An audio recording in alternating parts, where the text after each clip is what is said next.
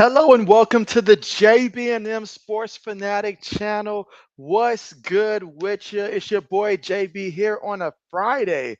And that's right, we're going to be watching some NFL preseason here. And we've got a pretty good one, honestly. The Cleveland Browns and the Carolina Panthers. Y'all know what that means here on both sides here. Two quarterbacks, opposite sides of the spectrum here for Shador. It feels like an all or nothing kind of game here. If he goes out here and balls out here, I can see a lot of good things working out for him. But if he goes out there and struggles, who knows when his next chance will be here. But right off the bat here, we won't have to wait too long to get to see him here as the Browns take over from their own 22-yard line, and this game is on the way. And we've got RC, as he says, first to leap out the limo. What's good with you, RC? Oh, man, how's your Friday going? And so here we go. Cleveland fans, a reason to believe. And again, this has been the talk since the draft here. We all know how things have transpired here, but Shador Sanders getting his opportunity, his chance. Shotgun formation here. Three receivers, one tight end, one back. First and 10. It's a run play right off the get-go here. Nice pickup on the play there. And again, if you really think about his time in Colorado, our run game was not something that was extremely, like evident there throughout his time there at Colorado. So it'll be nice to see him with a running game here. That means that play action would actually be interesting to see for him. But I believe that is Dalen Sampson in the backfield, the rookie running back from Tennessee. So rookie quarterback, rookie running back here. So the Browns, a new look for sure.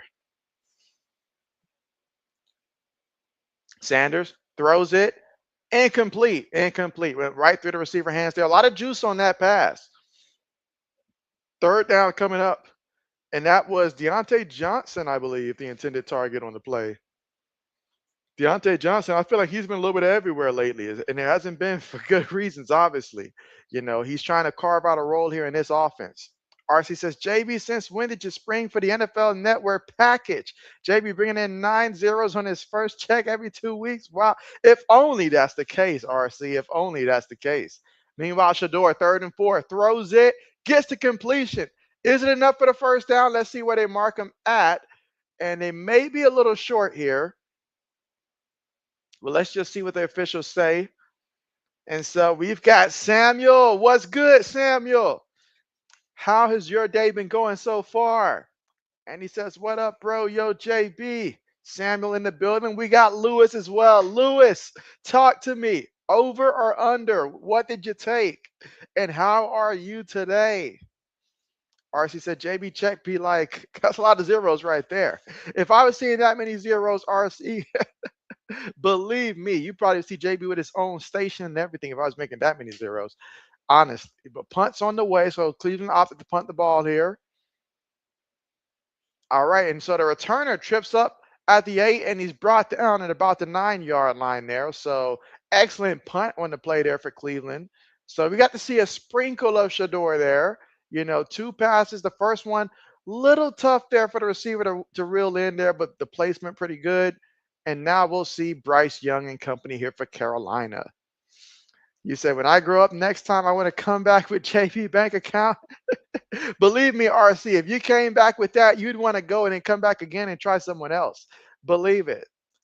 All right, so Lewis took the under here, and I feel like the under is a very good play here for this game today. So I'm thinking that this is going to be the first W of the season, Lewis, but let's see. Laney's in the building. What's good with you, Laney? How was your day? All right, so Young up under center here from their own 9-yard line. One back in the backfield, multiple tight ends, 2 receivers, 1 receiver go in motion here. And they're going to feed it to the back up the middle. And that's going to be a nice solid pickup there. And again, Hubbard last year had a pretty good season, honestly. And if you're someone that's considering, running back for fantasy football, I know they did bring on Rico O'Donnell, so that may be some concern. But what we do know is that this kid, he can run the ball. And he's gotten better and better over time. 2nd and 5 coming up here for the offense. Now they're going to go 5 receivers on this play. Young looking in the pocket. Young throws it short. Behind the back, incomplete. So he tried to throw it to Hubbard there, incomplete. So 3rd down coming up here, 3rd and 5. I believe they had Bryce Young's passing yards for his player prop at about 45 yards. So depending if you took the over or under, you're probably happy or nervous. Let's see. RC said JB would have a podcast called Draped in Silver and Gold. That is not a bad podcast name at all. At all. All right, so 3rd and goal. 3 receivers, bottom of the screen here. 1 receiver, top of the formation. 4 seconds right now on the play clock. Got to snap the ball. Looking young. Feels the rush, trying to elude it, but they bring him down here, and that's going to go down as a sack. So he lost about a yard there. Again, it could have been worse there, but he did as best he could. Good job there by Cleveland. And so Ash was good. And you said got Sunday ticket facing the local blackout. This sucks. What? Yeah, that's big time suck there. I mean, you went ahead and got the Sunday ticket. I hate when they do that. I hate the local blackout stuff. That does suck. That irks JB. It does. Or say who started for the Browns? Yeah, it was Shador. Shador got the start there because both, Flacco, Pickett, Gabriel, they're dealing with injuries of their own. So you'll see a lot of Shador Sanders today. Other than him, you'll see Tyler Hudley later in the game, but he's only been there for so many days. So therefore, now sure he was with the team last year, but I'm talking about this offseason, only been there for so many days. So Shador will get a lot of reps here. I'm thinking at least at the minimum about 50 plays, but I anticipate a little bit more than 50 plays even. So this is pretty much his evaluation this game. Laney says, been good. How are you? And so, yeah, JB's feeling good. Just finishing up work. Glad that it's finally going to be the weekend. A lot of football to look at this weekend. That makes JB happy. And seeing all these, young guys. I'm happy for the young guys, the young rookies to see what they're going to look like with their new respective teams. I'm excited for them. So it's a great opportunity. And I'm just happy for some football. RC says, Laney and JB, y'all all heard the Indy Fever latest news is really bad. And so what's been going on? RC said, I'll be listening, JB, to your call on Shador. No pressure, none at all. Hey, nah, pressure is what we saw last night when Anthony Richardson got hit on that play without like a single blocker slowing him down or anything. Like that was pressure there. As you say, live in Ohio, closer to Cincy and Indy than Cleveland doesn't make sense at all. Yeah, it doesn't make sense there at all. At all. I feel you there. I feel you there. Because that would irk JB. That would really irk me. Let's see. RC says, JB, you say, wait, when did McDonald get hurt? I feel like I was just watching her just the other day. Did she get hurt in the last game? I didn't know she got hurt. And for the season? Dang, people aren't just getting injured. They're getting like knocked out for the season. Cause like I literally just watched a couple games with McDonald in it the last like I feel like a couple games ago, not too long ago, less than a week ago. So that's insane. What type of injury was it?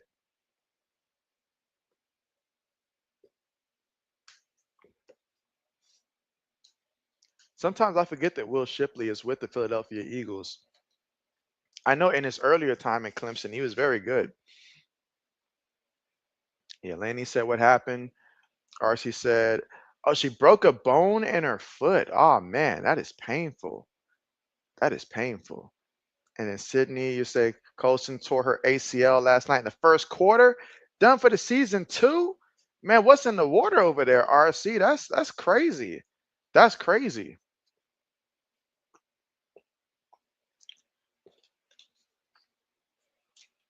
All right, so we're getting ready to return back to the action here. Laney says somebody else got hurt last night. Too many injuries, y'all. Too many injuries. Let's see. Ash says Chase looks like his awesome self. Only thing I'm really concerned about, wanted to watch, is Shador. And so, oh yeah, that's what this is really about. Evaluating him in this one. But I did like what I saw from the Bengals, though. I did. They look nice. I know it's preseason. Oh, nice screen pass there. Gets to completion. Excellent job. That's what you like to see right there. That's exactly what you like to see. Make some plays to help him out there, get the ball, and get that momentum going. I'm telling you, sky's the limit. Look at that guy. That guy's fired up. He's fired up. And that time, excellent play call. I really like it. I really like it. All right, so after that first down there, shotgun formation here. Gets the snap, Shador. Taking a shot from the pocket there. Receiver gets tripped up there. Receiver wants the penalty there, and that's Deontay Johnson. I'll tell you what. I'll tell you what. If I'm trying to make a roster, or if I'm trying to prove myself, I'm probably not going to target Deontay Johnson that much. I'm just keeping it real. I've seen the man struggle the last couple years there. So look at that. I mean, yeah, I get the no call there. I get the no call. It looks bad on the play there, but it was nothing the DB did that impeded his progress there. You just get tangled up.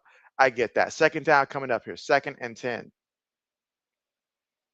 RC says Fever have no point guards on the roster with Caitlin Shelf. So who's running the point now, essentially?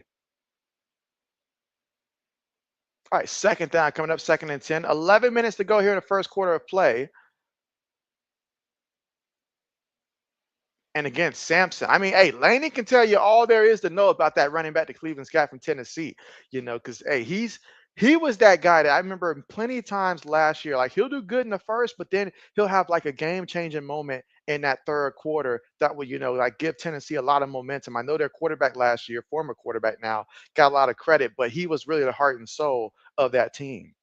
All right, 3rd and 9. Shador feeling the rush, and Shador making it do what it do. Oh man, so just like that. I know Lewis talked about it yesterday. Shador's rushing stat line. If you took the over on his rushing total at 6.5 before they bumped it to 7.5, you just cashed right there. That one play right there was enough if you took his rushing prop to take the over to cash. Let's see. That's just Bengals were missing 3 starters on D, so it wasn't as bad as it looked. And so absolutely. Absolutely. What's his face? The kid from A&M, did he play in that game? Oh, what a tackle there. What a tackle. Wasn't going anywhere on that end around. If anything, he got upended. That was Davis on the end around. But I do like the fact that the play caller, he's moving guys around, giving different looks there. I like it.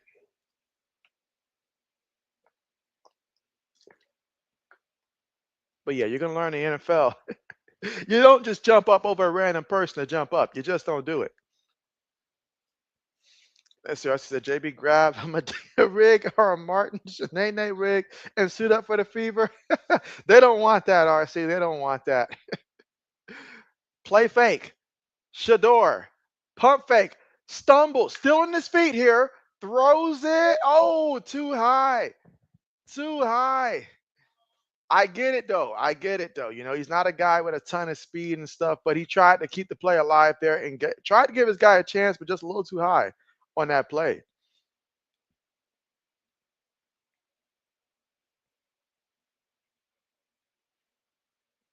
Now, if he would have got that ball to it, that would have been a nice play. That would have been a nice play. Let's see. Ash says, don't care if Caitlin plays or not. Sky are terrible with a capital T. You said with a capital T. All right, 3rd and 12. Sanders throws over the middle, gets the completion. Oh, he's still trying to fight for more. Can someone help him? It's going to be about 3 yards shy, but excellent catch there. And that was Thrash with the reception.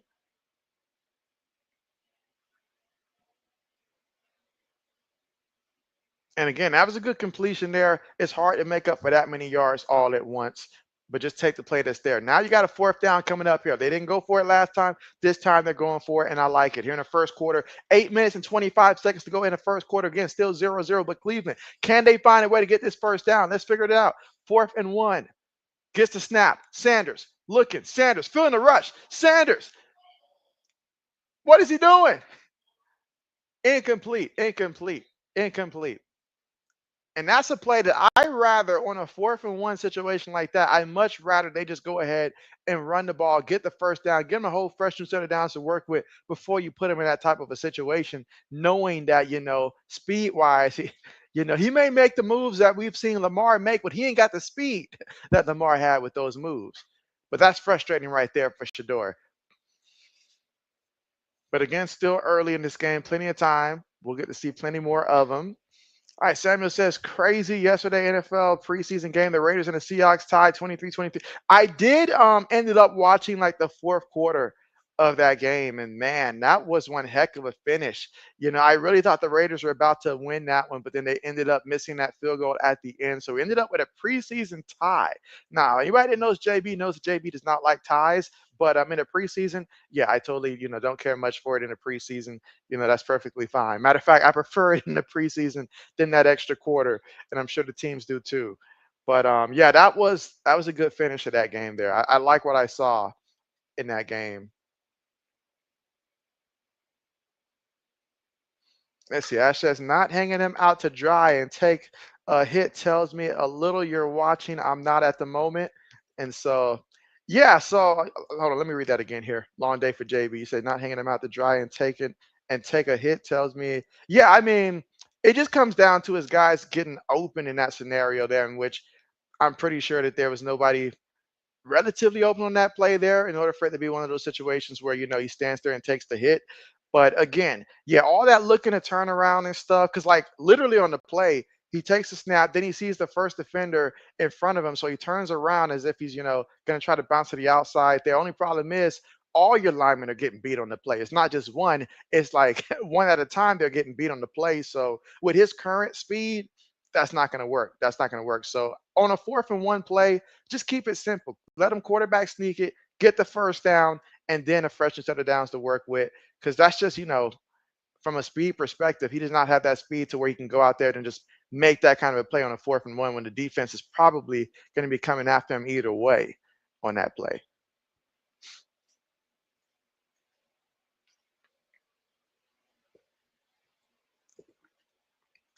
Good old David Njoku. You see him, you see Joe Flacco, obviously not suited up.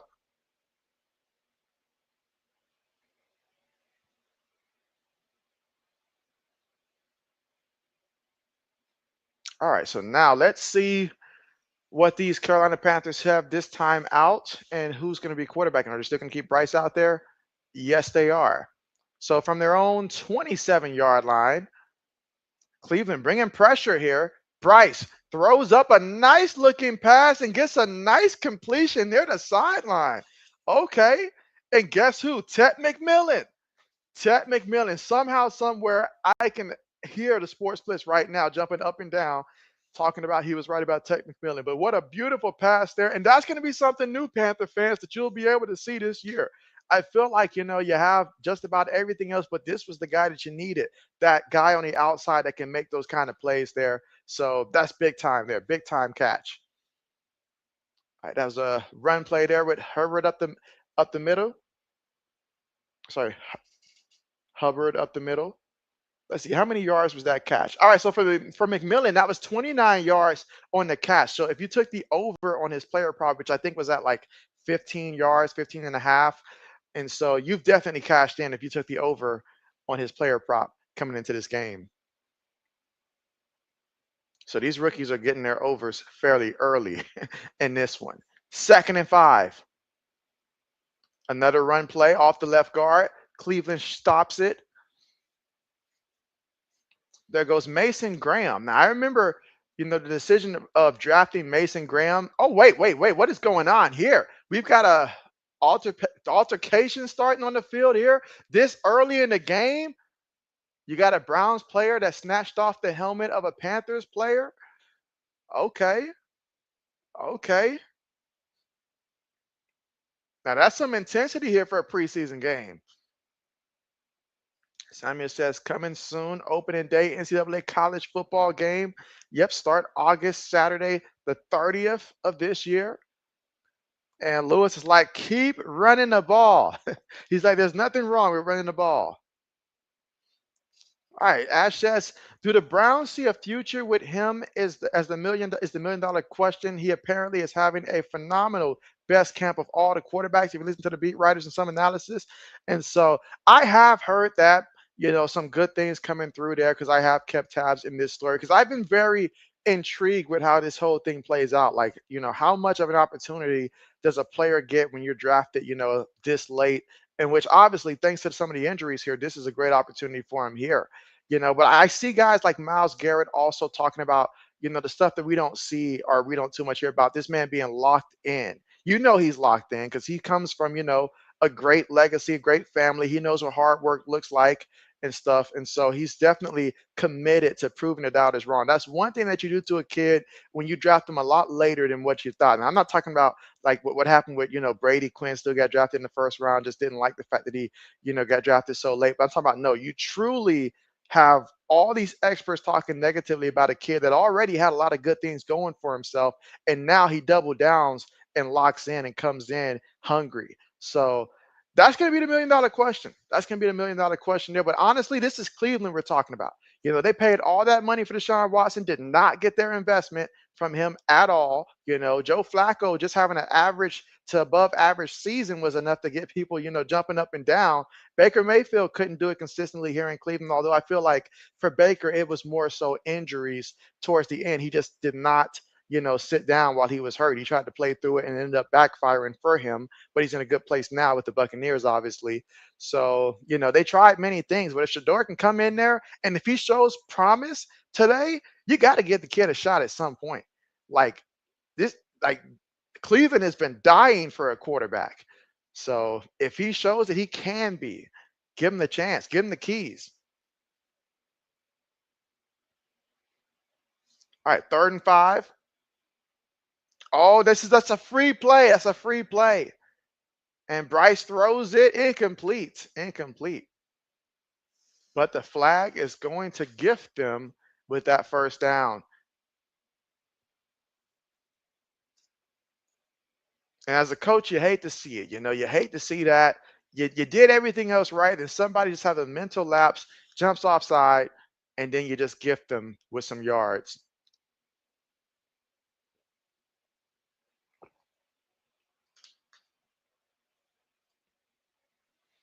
All right, so now we got a 1st and 10, and we are actually at Cleveland's 32-yard line. So Carolina trying to move this ball here and see if they can get into the red zone. All right, another run play here. Oh, got him. Got him. Yeah, good job there by Cleveland. And that was Rico Dowdle's first carry here. And something tells me he's not in Dallas anymore. Well, he picked up a yard on a carry.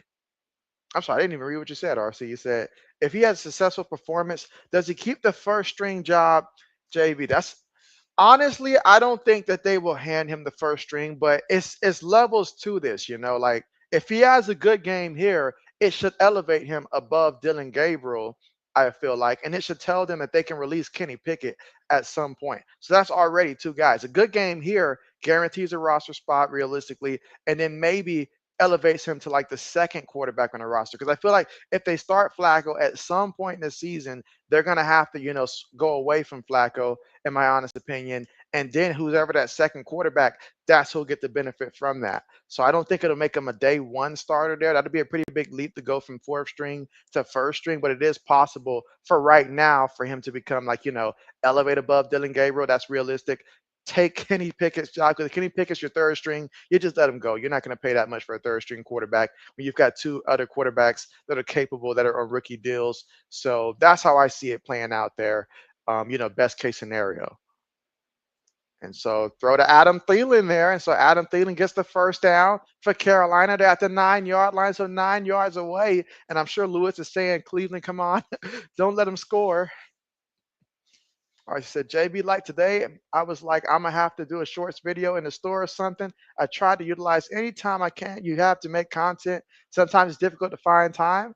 And so, hey, you're right about that. It is sometimes difficult to find time. But, hey, being creative the way that you are, it does work out. Just be sure to press that record button this time. That's the only request I have. All right, so Rico gets another carry here. This time he picks up about 3 yards on the play. Again, first quarter, 4 minutes and 20 seconds to go here in the first quarter of play. 2nd and goal right now for the Carolina Panthers. And right now this score is scoreless here, but Carolina's trying to change that. Ashes, they didn't update and gave me the game. Awesome. Oh, that's great. That's great. I'm happy that you can now visually see it, because that's the best way to see it, to enjoy it. So I'm happy to hear that. All right, 2nd and goal. 2 seconds on the play clock. Got to snap the ball. And he does. Bryce looking. Bryce throws it. Incomplete. Incomplete. And I believe that was for Ted McMillan, who wears number 4 for the Carolina Panthers. Again, rookie receiver out of Arizona.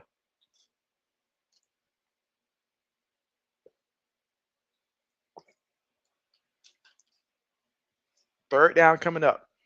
Now, I'm sure that they would love to run something else to get McMillan in the end zone there. That would be the ideal way to cap off the drive if you're Carolina.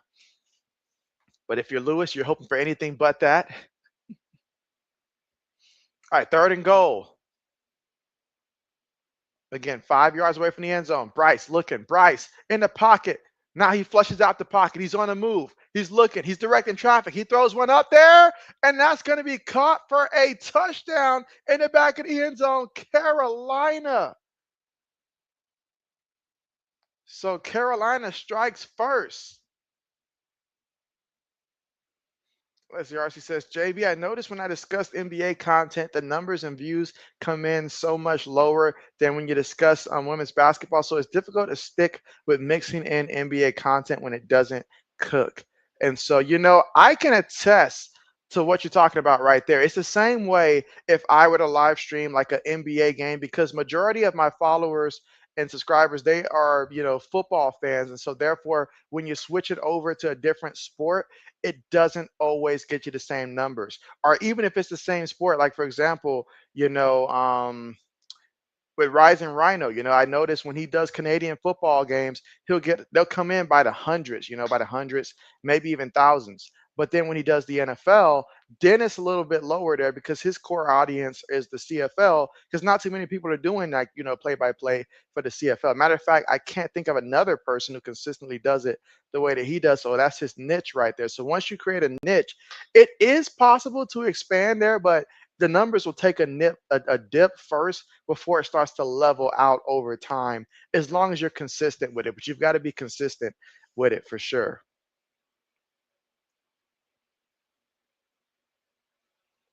That's just awful throw. Essie Samuel says, hey JB, yesterday night live stream crazy volume. And so last time I checked, it was, how many people did I have on last night's live stream? Let me double check that real quick. Let me double check that real quick since we're at the commercial. We got some time here. So last night's stream, because what happens is the views, they don't stop adding up until like hours after. I guess some people maybe do watch it sometime after, but I finished that one with about 137 views last night for the Colts and the Ravens. So like 137 views is the amount that we finished with for last night's game for the Colts and the Ravens. Let's see. Ash says Bryce has seriously troubling accuracy issues without any elite traits to compensate for it. And so I will say throughout his career so far, that has been one of the biggest questions there, when it comes to the accuracy that Bryce Young has displayed so far. And so I feel you there. I feel you there. RC says, JB, do the numbers and views mean everything to you because they're important? Yes, but so many people have got mentally torn up because they aren't succeeding with their numbers. It's not an easy game. That's a great question. So for me, when I first started live streaming, I would always look at the numbers and I would get discouraged if I saw that the numbers were low. And then once I realized, like, okay, every once in a while, like I might have a stream that pops off for like over 1,000. I remember when I streamed the bowl game, Rose Bowl between Ohio State and Utah years ago, and had a lot of people come through it. So I was like, okay, so now we're finally consistently going to get thousands, right? Nope. I think the next stream might have been less than 200ish, less than 200ish. But then I learned to just, not really too much pay attention to the views. So what I really focus on is when I'm live, how many people, because it shows me on my like the top left corner, it shows me like a little eyeball, and then it says like right now it says 6 people are watching, live at the same time. So I more so care about that number because that's the people that's consistently there rather than, someone that might have clicked my video by accident. Maybe they're YouTube is just playing, then it just started showing me, and they're like, wait, what's this guy talking about? Get him off my screen, something like that, So stuff like that. So I pay a little bit more attention to just how many people are actually on when I'm live, and actually coming through the chat, communicating. That's more important for me. It's great if we see a high number at the end of the day, but I know that comes and that goes right now for where I am, at my channel. Plus, I'm not consistent enough, like, Rising Rhino consistently showing up every day. JB's not grinding to that level, so I understand that as well. So yeah, JB, I notice certain numbers, but for me, that's not important. If I love doing what I'm doing, then I'm going to continue doing what I'm doing at that point. I know the numbers will eventually grow if I stick with it. Simon says YouTuber for uneducated sports talk. And so, yes, UST. All right, so we saw Carolina put it together there for a score. Now, can we see Shador go out there and just, I want to see him look comfortable out there, put him in a position to look comfortable, make those throws, and see which receiver is going to step up and help him out. All right, 1st and 10. Throws it, gets the completion there to the tight end. Tight end picks up about 3-4 yards there on the catch. And that's Bates with the reception. Brendan Bates. They say a 5-yard pickup. So 2nd and 5 right now at the Cleveland 32-yard line. RC says, I don't look at numbers unless I consider myself to be discussing a hot subject, basketball related. You say I tend to just talk, hope people will engage, and then gone after until the next time. I feel you there. I feel you there. All right, 2nd and 5. And this is another carry here. No, this is a different running back here, number 39. And again, Cleveland using abundance of different running backs right now. But that's a 1st down. That was Marshall on the carry. So Amani Marshall off the right guard for 6 yards.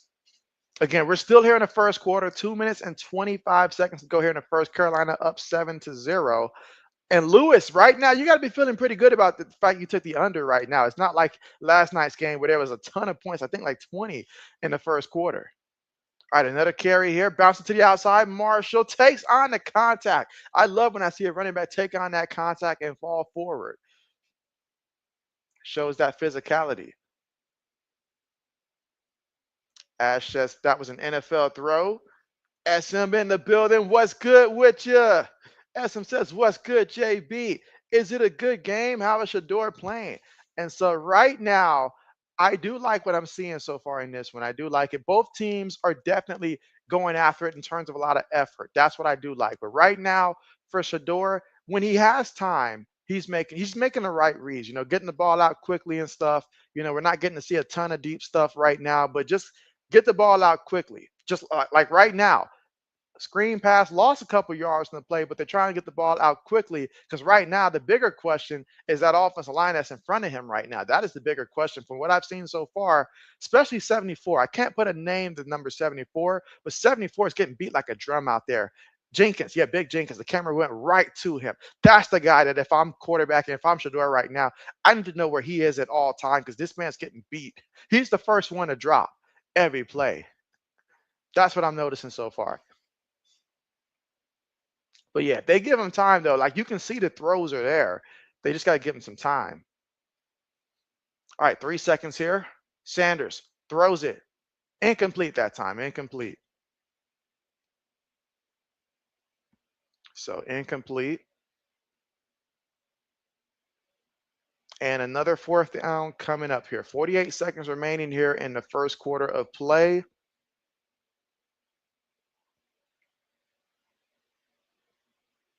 And this now what I do want to see, I want to see from like his body language on the sideline, just go over there, encourage them, let them know it's okay, like I got this, still show that confidence. All right, punts on the way. Fair catch symbol. Oh, did he touch the ball? Was there no flag? Did he just lose the ball? Oh wow. Oh wow. Special teams being special. Special teams being special. Wow. So, okay, show me a replay because he called for fair catch. So, did anybody touch him or did he just lose the ball? Oh, he tried to grab the ball and he wasn't near it. So, but did he really touch the ball? I assume he did. But that's crazy. That might just be what you need for Cleveland to get an opportunity to score. RC said, JB, we a couple of months ago, we lost sports passionate content creator and diehard Raiders fan, Dorian Hopkins. He passed. And so, yeah, you said that was really tough to take. He passed at age 37 or 38. So young, so young. And so, yeah, absolutely. Let's see. Samuel says, "Hey JB, video Christmas parade views. You're at 94 views for your Christmas parade now, so almost at that 100. We got to get you at that 100. But that's nice, Samuel. That's great.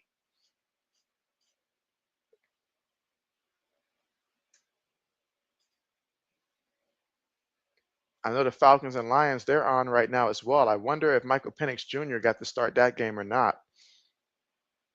Let's see. But right now, Shador is 5 of 10 for 33 yards. So let's see if he can get a touchdown throw here. All right, so Ash says, I'm not a conspiracy theorist. It's like the play call and setting him up to fail. And like, that's a play call of a coach that has no faith in the offensive line and the quarterback to get the ball out where the ball needs to be and stuff. So more so the offensive line, more so the offensive line. And look at that run trying to get to the outside. That's Marshall. He's running hard. And I just like the kid's effort. I like the kid's effort. Turning the play that could have been no gain into about 2-3 yards there. Marshall runs hard. I'll give him that.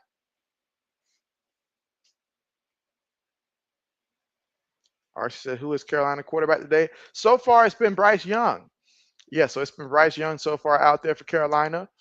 I'm pretty sure that soon, like probably second quarter, they'll probably opt to go with someone else in there at quarterback. Seeing him in one quarter in the first preseason game, I think that's pretty good. As RC says, Maddie is playing for the Wings, JB. She's been hurt a lot of this season. And so, yeah, injuries have just been the theme. That's been pretty much the theme. Speaking of which, we are at the conclusion of the first quarter. But right now, the Carolina Panthers up 7-0 in this one. But thanks to a special teams mistake, Cleveland with an opportunity to score.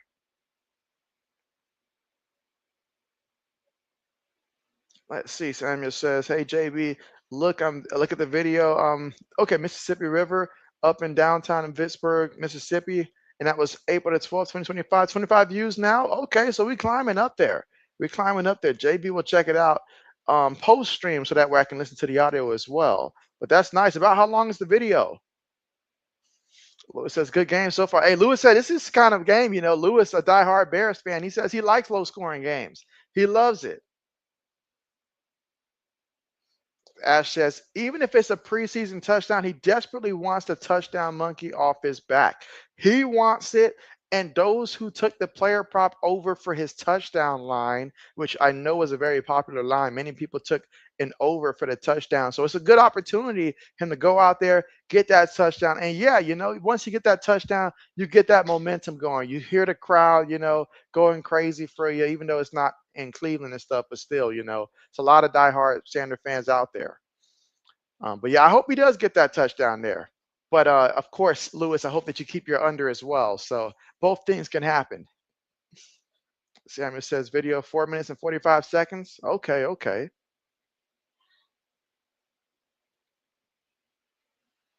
But again, we are awaiting the start of the second quarter.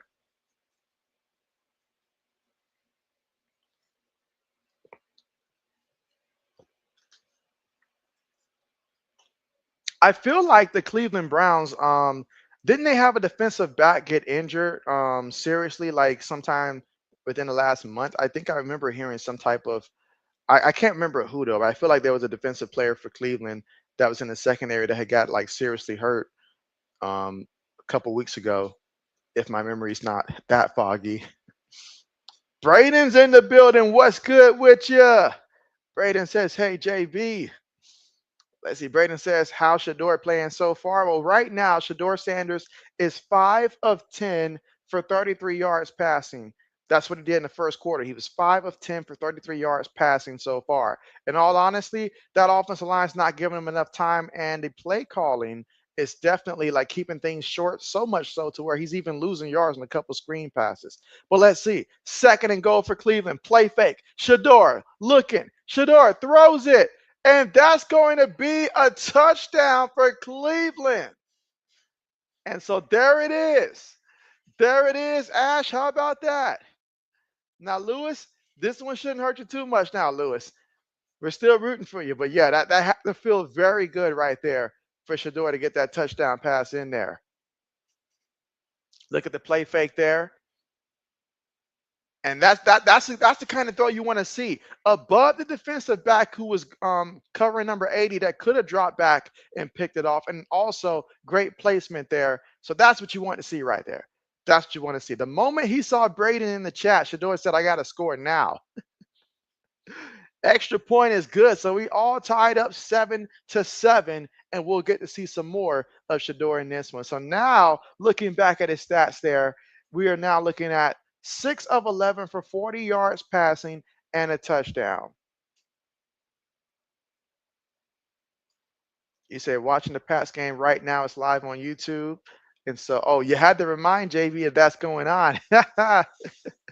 Well, do keep me up to date on that one. I honestly forgot my own team was playing today. So shame on JB. SM says nice. Samuel says, hey JB, look, Louisiana, Mississippi River Bridge, Highway 120, Vicksburg, Mississippi on date April 12th. Yeah, that one 25 views there. And so, okay, bet. Yeah, JB's got to check it out when I can listen to the audio. When I'm not streaming, I'll have to check that one out for sure. Brayden says nice. All right, so that's how you start off the quarter right there in the second quarter. Just barely 6 seconds off the clock in the second quarter. Now we're all tied up 7-7.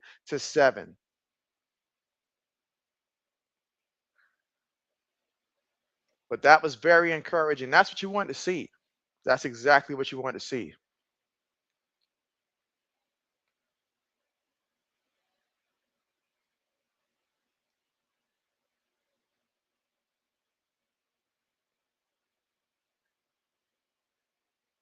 Oh man, Braden, the bearer of bad news, says that Drake May fumbled it. Well, it's the preseason. If you're gonna make a mistake, do it in the preseason, right? Samuel says pretty sunset down. Okay, bet. Have you ever looked into photography, Samuel, or something along that line? Being a photographer or something like that? All right, so now let's see what Carolina does this time out. But you can tell that right there, it's not just big for him. His teammates who, see how hard he works in practice consistently, that's big for them too. They want to see him succeed and have success. That was big there. Big time. But let's see. So now we got old man Andy Dalton out there quarterbacking for Carolina. So run play off the left guard, picks up about 4 yards on the carry. SCRC says Washington 19, Minnesota 13. And at first quarter, 2 minutes 20. And so, oh man, that many points? I'm sorry, I'm tripping. I was thinking preseason. I was like, wait, what? Okay, but yeah, okay, bet. 2 minutes and 20 seconds left to go. Who's leading scorers in that one so far? Brian says Stevenson was running nice before that, though. Well, that's encouraging. Ramondre Stevenson, if he can get past his fumbling issues, that'll be big for us. Meanwhile, Dalton throws it incomplete. All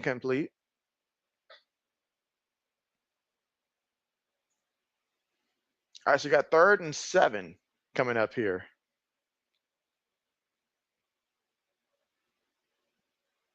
And that was to Tet McMillan. Samuel says, boo, Carolina Panthers. All right, shotgun here. Tight end goes in motion. 3 receivers, 1 tight end, 1 back from their own 28-yard line. 4 seconds on the play clock. Gets the snap.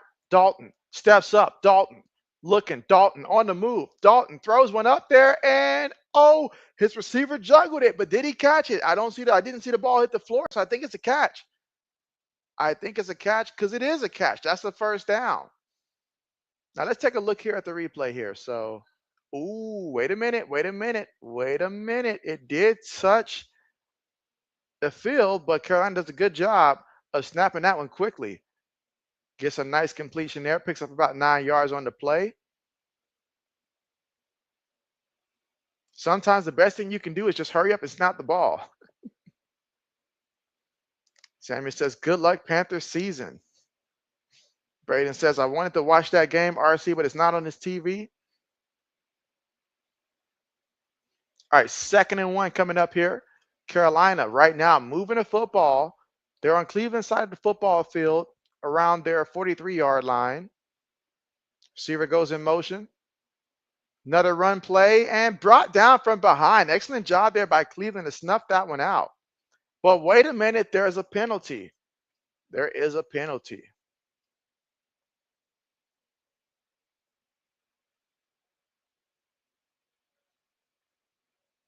And just a reminder, so far in this one, Ted McMillan has 2 catches for 43 yards so far in this one.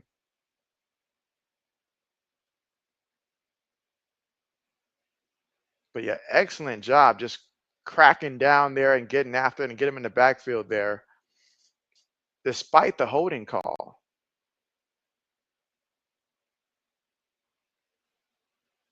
All right, so 2nd and 11 now. Quick pass, caught by the receiver, and knocked out of bounds after picking up 2 yards on the play. Jimmy Horn Jr. See, Braden says, oh, JB, Warriors play the Lakers to open up the year.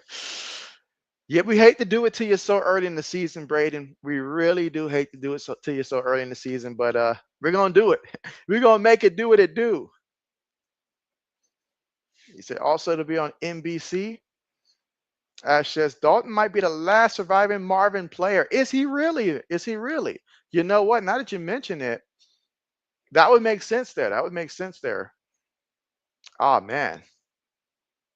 All right, 3rd and 9. Dalton, oh, brought down for the sack. So they got to him. Old man Dalton taken down. Oh yeah, that's Cleveland brand right there. That's Cleveland brand right there.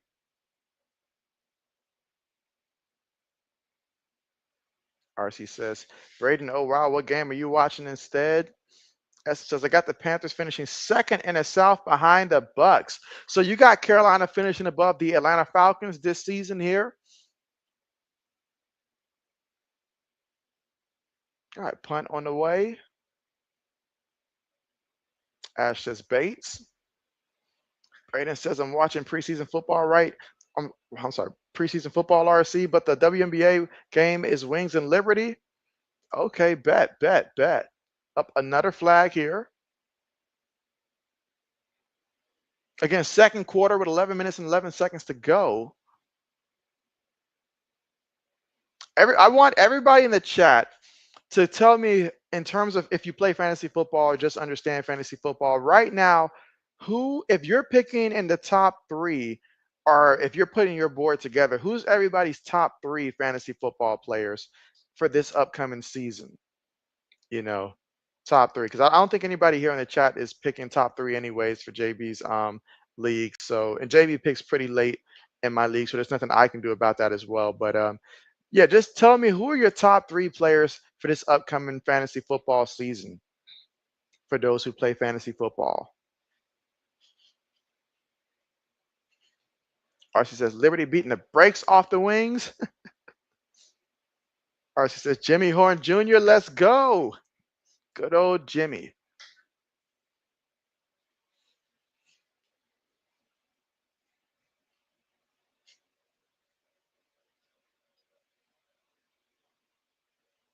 All right, so, and again, 2nd quarter, 11 minutes, 11 seconds here. All right, so good old Luke from Kent State, 5'8", 179 pounds. I was about to say that's a small guy's number, but usually when I see the number 37, that's usually reserved for someone that's probably about, I don't know, 200 something pounds. Braden says, I remember when Dalton was with the Bengals and lost 4 straight playoff games in 4 years.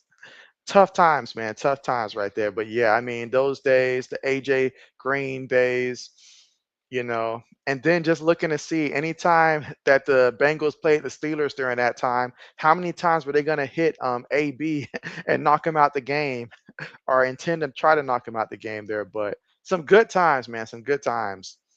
But yeah, he did lead them there 4 times in a row and didn't have anything to show for it there. That was tough. All right, so Ash takes a crack at the question here. Says Jamar Chase, if I played, I would only do auction and bid whatever it takes to get him and prepare a strategy from there. So Jamar Chase. And so, okay, bet. See, I'm in a dilemma that the second league that I'm in, in a different league, I just found out that I'm picking second. I've been doing all my preparation for the draft for like later, because I pick later in my own league, towards the end of the draft. So from early on, I picked second again.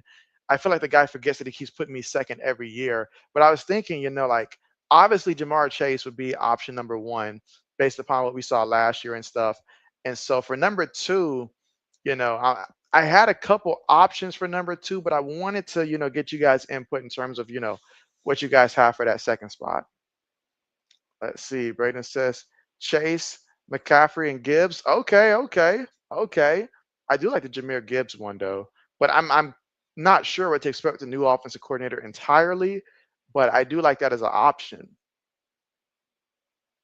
Let's see. You say touchdown on Patch Drake made touchdown run. So hey, that's what's up. That's what's up. I'd like to hear him actually throwing the ball for a touchdown though. Don't get hurt in the preseason, but that's great. Has Stephon Diggs done anything of like, has he played in this game, Stephon Diggs, or is he not playing? Let's see here. RC says, Braden, I've been busy, bro. I'm going to do a video. Iowa's very own Janika Lewis. She's a super solid high school player, and she got Iowa in the top 5 teams for college to decide on. Ooh, that'd be big. That'd be big. I see the Patriots are up 14-0, actually. And Sam Hartman, breaking hearts, 2 of 5 for 4 yards so far for Washington. But all right, we're getting ready to get back to the action here shortly.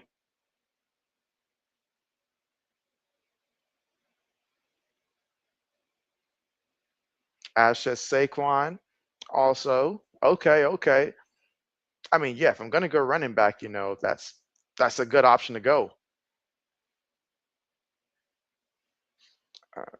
Hands it to the back out of the shotgun, and he's fighting forward, picks up about 2 yards there on the play. All right, second down coming up.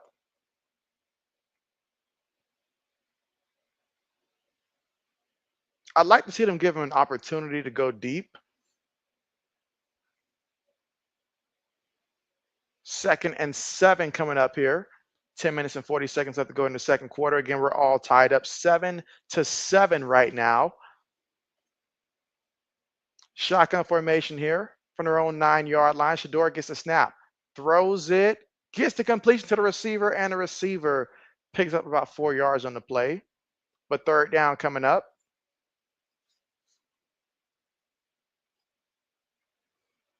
It looks like the guys that he has to throw to, if you look at them, I'm thinking to myself, if you do go deep, like who are you really going to throw it to? Because it doesn't look like a bunch of guys that can create separation. They just look like guys that, go out there, get up 3, 4, 5 yards, and then wherever they catch the ball at, they're not going to break it for a big one.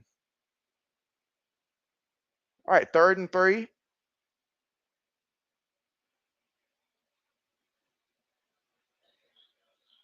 Sanders throws it, gets the completion. That's a first down, pending the penalty though. The ball comes out, but I believe he's already down. Pretty sure he was already down. But let's see what this flag is about. Let's see. Rand says, "Oh, I've been hoping she picks Iowa for a really long time. I'll definitely be checking that out." RC. Samuel says, "Hey JB, what's good, Samuel?" Let's see. Ash says Lamar and Hurts would be strong considerations in 2 quarterback leagues. Maybe even throw in Allen. And so, oh yeah, definitely would be considerations, strong considerations there. But you know what? Speaking on quarterbacks, for fantasy football purposes, if you guys have, I guess, your order for the top 5 and you don't mind sharing it, go ahead and let JB see your order for top 5 fantasy football in order in terms of like the best to, from top to bottom, your best to your 5th best. All right, Samuel says subscribe. And Samuel, is this like brand new channel? Because I'm pretty sure that the 2 that you've already shown that I am subscribed to both of those. So is this like a brand new channel? All right, 3rd and 8. Shador throws it. Oh, what a catch. What a catch. He stood there, despite the fact a lot of quarterbacks would have been panicking because of how close he is to his own end zone, and he delivered. And those are the kind of throws that we need to see.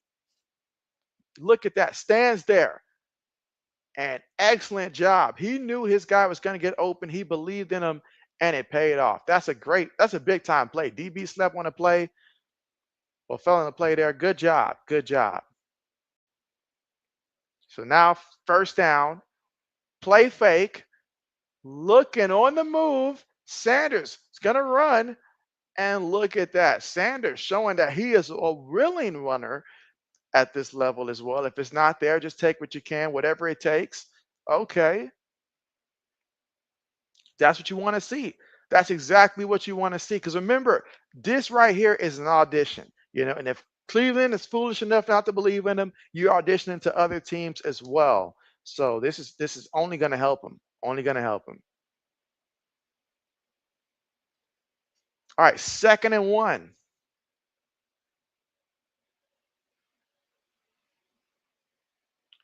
Throws it incomplete, incomplete, incomplete. All right, Sanders gets up. 3rd down coming up, 3rd and 1. Let's see. Braden says, "Hey RC, if you want a former Iowa high school player to pay attention to, it's Libby Fandle." You say is going to be a freshman at Kansas this coming year. She carried her team to a state championship. Braden said he carried 2 teams to state championships back in his high school days. And Sanders on the quarterback keeper. Is it enough for the first? I assume there is, but I can't see how far he actually got. But it should be enough for the first, and it is a first. You say you're first. All right, I'm gonna check now and see if I am. I know that I should be, but let me just go ahead and double check there for you, Samuel. And so let's see.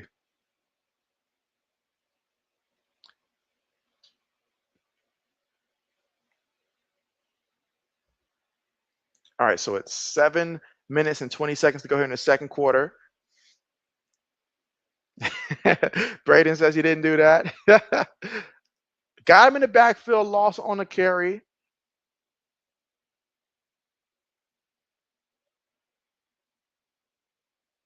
Seven minutes to go here in the second quarter of play. Again, that was Marshall on the carry. Nothing he can do on that play. Carolina just won that matchup up front.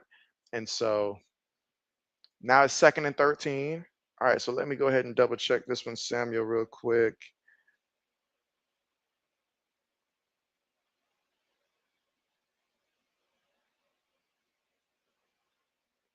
All right, Sanders from the pocket, throws over the middle, incomplete. Dangerous pass there, incomplete. Incomplete. 3rd down coming up, 3rd and 13. Again, here in the second quarter with 6 minutes and 36 seconds to go, and we're all tied up 7-7. So I know Lewis is loving the pace of this game right now.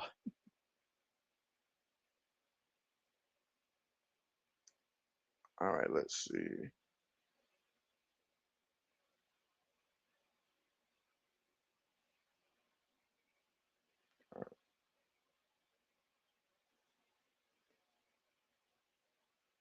All right, so I got you, Samuel. I just subscribed to this channel now. So I'm subscribed to, hold on, 3 of your channels here. All right, and so Sanders on the move. Let's see, Braden said had 36-25 double-double in the quarterfinals. Come on, Braden. We know the truth. We know the truth. They thought you were going to be the second coming of AI, Allen Iverson. Samuel says the second channel. And so bet.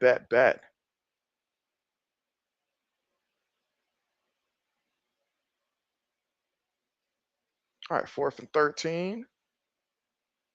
Punts on the way. All right, gets it from his own 22-yard line. Oh, breaks out of a tackle here. Up and still goes down around that 23-yard line there. All right, so 5 minutes and 38 seconds left to go here in the second quarter of play. All right, let's see.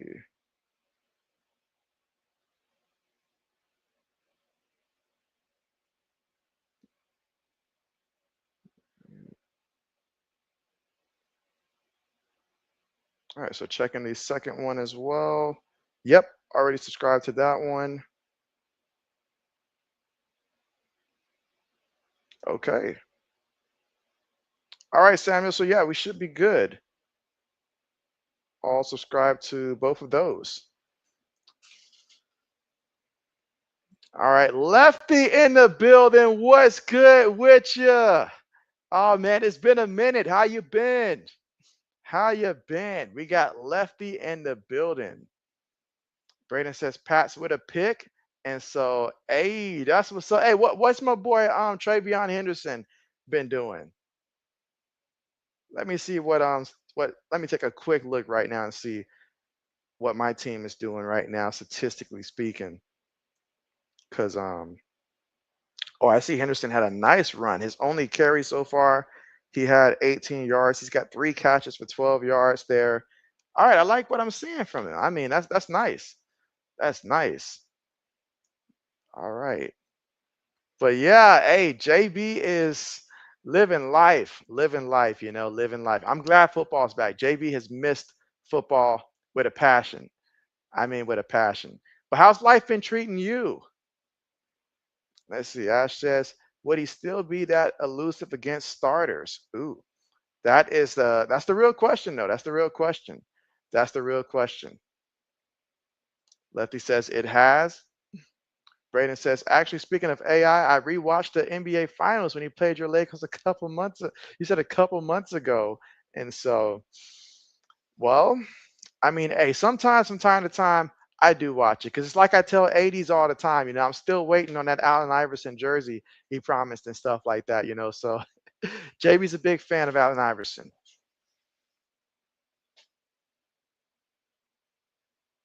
Samuel says at 81 subscribers now. Nice. Lefty says not bad. Got monetized. Hey, congratulations. There is nothing like that moment when you get monetized there. When did you officially get monetized? How long ago? You say he had a 100-yard kickoff return? What? No way. No way. That is what's up.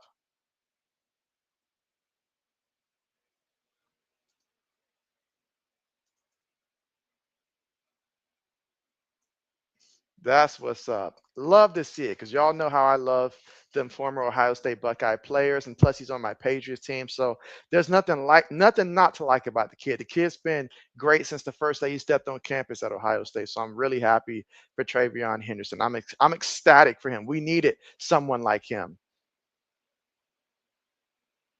All right, so Lefty says mid-May. Okay, nice, nice, nice. Well, hey, it feels a little nice to get a little something back when you put in the hard work and stuff. And as the channel continues to grow and grow and grow, that return will be bigger and bigger. Then you end up getting those big time sponsorships and stuff. And who knows?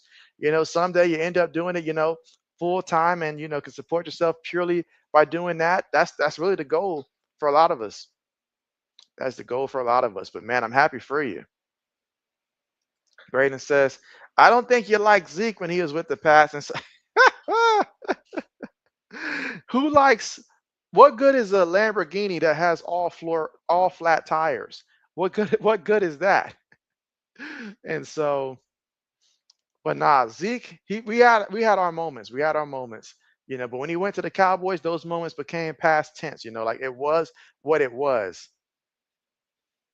But yeah, that was a big play there to Coker with the reception. But the referees, they're out here discussing some dastardly plan out there right now. Oh man, Flacco's getting old. For a second, I thought he was the coach. Dang, Flacco's getting old. You say May is out now, and so okay. But how long did he play? Like how long did he actually get to play? Because they're . What in like the okay, still telling the first quarter. Okay. And Josh Dobbs is in, so I'll take Josh Dobbs over Jacoby Brissett. I mean, don't get me wrong. I like Jacoby Brissett as a person and as a leader, but my goodness, when Jacoby Brissett was in the game last year, like we got nothing. There's nothing that drives me more insane than a quarterback that gets you nothing when he's out there. Like absolutely nothing. No juice, no energy, no yards, just take stacks. Like it's just terrible. Okay, okay. It could be worse than that. Someone like a Tim Boyle or something like that. It's just like, yeah, I want no part of that. Braden says 2 drives. Okay, 2 drives. That's good. First preseason game. That's good. All right, so another 3rd and long here. This time a 3rd and 20 right now for the Carolina Panthers. This is exactly how Lewis would have scripted it. Looking, throws it short, gets the completion short, breaks out of those and picks up what he can, takes it to about the 22-yard line, but not nearly enough for the first, as they will have to punt the ball, which means we'll get to see another look at Shedeur Sanders here before halftime. And again, the only other quarterback the Cleveland's got right now is Tyler Huntley, which they had to pick up recently. So I hope that means we'll get to see even more of Shedeur until at least late in the 3rd quarter. Lewis says this is his favorite thing to see, the punt unit. The punt unit.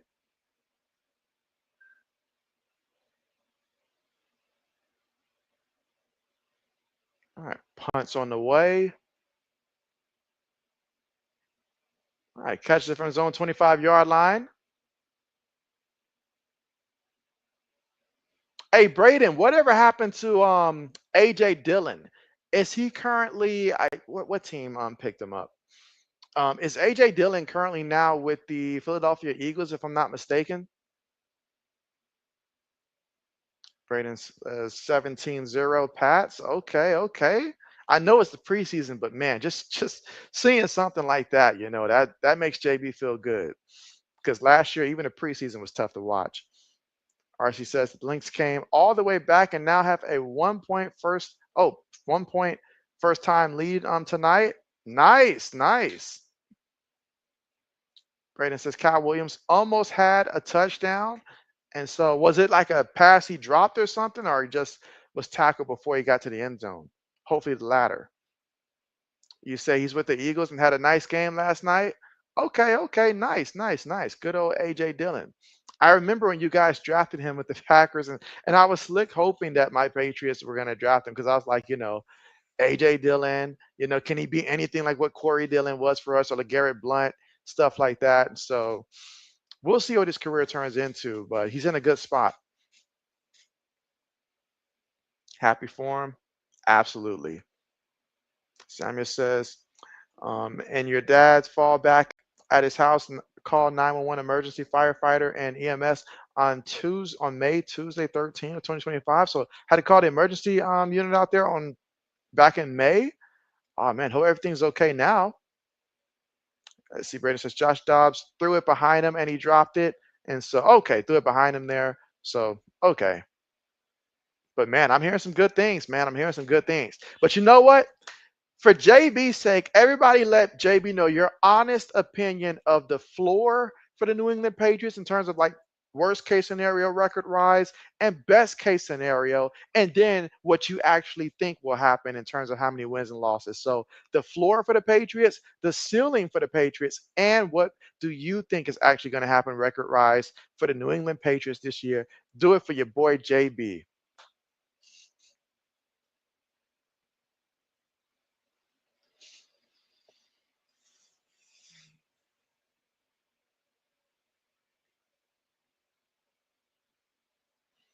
RC says Lucy Olsen played her final season of college ball with Iowa. You say Olsen needs an expanded role for the Washington Mystics.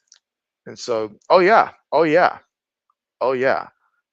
All right. So Braden says best case scenario for the Pats 11-6, worst case 6-11. And so, okay, okay, I can see both. I can see both. Sanders, quick pass down low, gonna lose another yard or two there. But that's not a Sanders problem at all. That's just the play calling. You're running these short routes there. Carolina's reading it. So I mean, who wouldn't read it? Because right now, who's the deep threat out there? All right, 2nd and 12. Again, 2 minutes and 38 seconds to go here in the second quarter. I'm sorry. And we're still tied 7-7 right now. Brayden says happy for her RC. And Laney says 10-7 best case for the Pats, 6-11 worst case there for the Pats there. So okay. All right, and Sanders on the move. Sanders looking. Sanders throws one up there with touch. Oh, what a catch! What a catch! Wow. He caught it. I mean, that pass had touch on it, spectacular catch, but that's only possible when you put the right touch on the ball, in which he displayed that kind of touch right there. Look at it, to where it's easier to make that one-handed catch if that ball isn't flown like a missile and stuff, and it's thrown with nice touch. So good job there for Sanders. I'm sure that Dion is proud right now. This is a 2-minute mark there, but what a spectacular play. Making plays. I hope the coaching staff is watching this stuff. RC said, JB 7-7. Interesting game for you. And so, yeah, yes, 7-7. I mean, a complete different game than what we saw yesterday. At least defenses are going after it. They're making tackles. These quarterbacks, they're having to make plays there. I like what I'm seeing. I like what I'm seeing. RC says, Pats 16-1, period. RC, I hope you're correct. I hope you're correct. That would be fantastic. RC says, Braden, you miss a good old Fee Collier. Yes, good old Fee. How long is Fee out? You see, Braden says, I have the Pats going 8-9. And so, 8-9. JB would be a little sad if he finished 8-9. I'm not going to lie. I'd be very sad if it was a losing record. At least if you flip that to 9-8, then I'd be like, okay. But 8-9, I'd still be a little sad. Lewis says, take the field goal. They last longer. He's like, you got to see what your kickers can do. Let's see. Braden says, yeah, RC, at least she's not done for the year. All right, missed 2 weeks, probably missed 8 games in that span. So, oh, man. Yeah, 2 weeks is big. That's big. I mean, especially the kind of season that she was having, like it was her MVP season to lose, basically.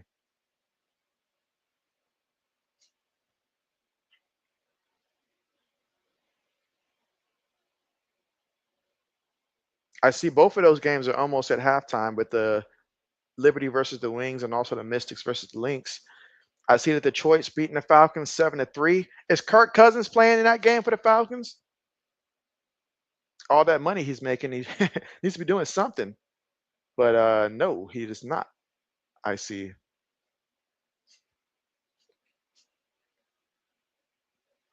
Oh, how nice of NFL Network to show me that Travion Henderson play.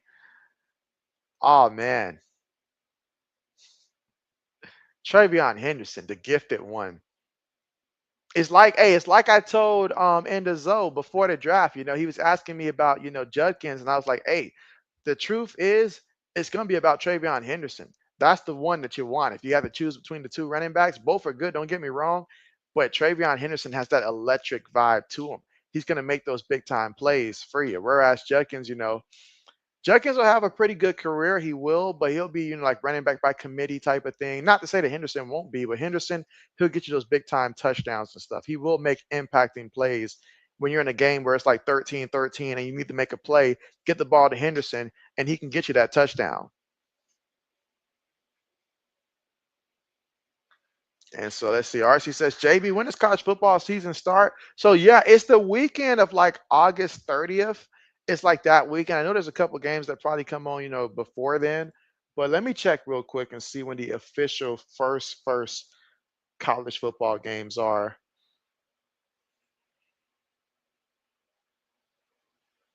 All right, so for week 1, actually, August 23rd is like the first official, in which there's gonna be like 4 or 5 games, I think, on the 23rd, August 23rd, which is a Saturday. So yeah, August 23rd. Oh wow, look at that. Look at that. Okay. Okay. Big time run there. So yeah, that's when we get the first week, which is essentially like week 0 of the college football season. Like Iowa State versus Kansas State, that's going to be a good one there. That'll be on ESPN, it looks like. So, in all honesty, that might end up being a game that I end up streaming. That one, yep, most likely Iowa State versus Kansas State would be the first college football game to be streamed, considering some of the other matchups that they have on that same day. So, yeah. All right, Shador throws it. Is it a touchdown? It is a touchdown. So how about that? Shador gets his second touchdown. Cleveland. Do we believe? Do we believe? I'm happy for the kid. I am happy for the kid. And look at that. Even the Colorado faithful out there to support him. Y'all they gotta move this kid up on a depth chart. At the very least, move him up on a depth chart. Give him a chance. Oh, y'all gotta let JB know. JB's tripping. JB didn't even have your comments up there. So yeah, JB's tripping.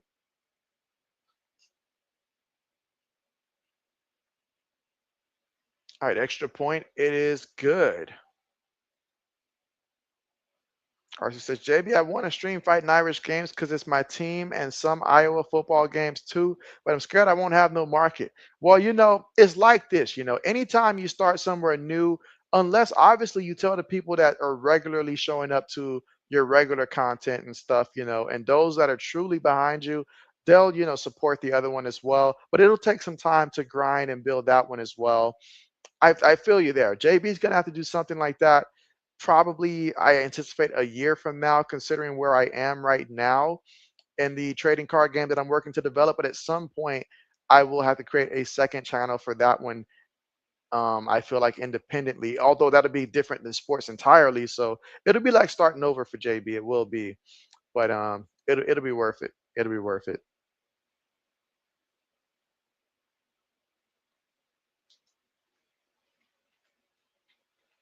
RC says, because it's not a football channel for me. I did make a post 3 weeks ago saying Notre Dame content is coming to the channel, but it's going to be tough. And so, yeah, it all comes down to how much time you got available. Do you have time to invest in a second channel the way you do the first channel? Or at least, if it's going to be seasonal and stuff during football, all of that stuff, you know. But the best way is just really to try it, give it some time because we all know at first it may not get you the results that you want there. But if you're consistent with it at time, someone will check in, someone else will check in, and you know how that goes. It's got to start somewhere.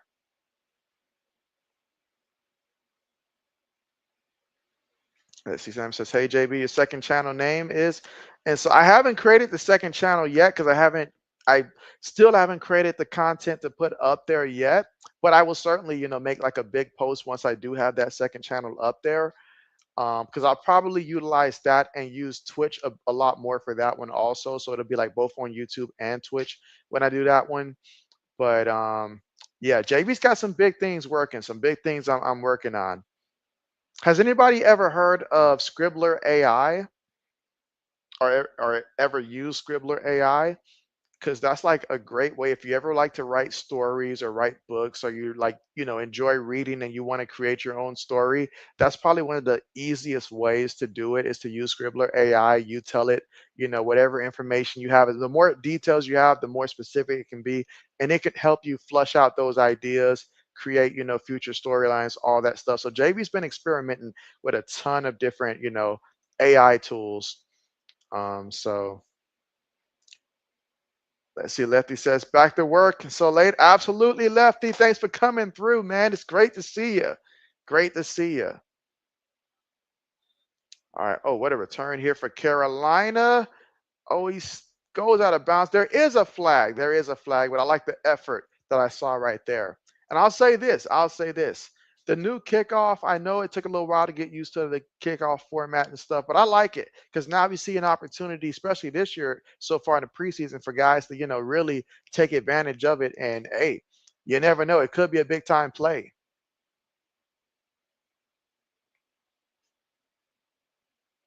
All right, going to decline that penalty there, at least the first one.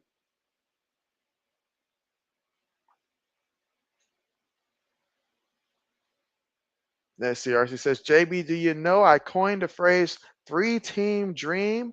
Why? Because most people know I'm an Iowa and UCLA fan, but this year, because Alea Chavez committed to Oklahoma, I became an OU fan as well. Ah, man. 10 years from now, RC, you're basically going to end up covering every team. You're basically just going to become like an entire, women's college hoops channel at some point. You're just starting it off one team at a time. All right, old man Dalton throws it, gets the short completion to his tight end, picks up about 5 yards on the play. 46 seconds, 45 seconds. Carolina's got all three timeouts to work with, but Lewis says no more touchdowns. Sammy says you think live stream on the second channel, and so at some point, but it would be a different type of live stream, I feel like, because at that point, it'll be more so of me just educating about the card game until people actually understand it and can play it themselves. But it would be a little different in terms of how that live stream would look. But in the future, Lewis says no more touchdowns. Dalton throws it, gets the short completion, picks up about 3 yards there. 26 seconds to go here before halftime. Again, Carolina used their first timeout just now. So they've got 2 timeouts to work with. So they've got a total of 21 points. So Lewis, at first, things were looking great. They were looking great, but now Shedeur started throwing touchdowns, and now Lewis is like, you know what? No more scores. No more scores. Matter of fact, I see the Patriots got 20 points. So did our kicker go 2 for 2 today? Because that's another thing I've got to consider about, our field goal kicker. Ooh, so the Patriots, they've got 2 kickers that have kicked today, field goals and extra points.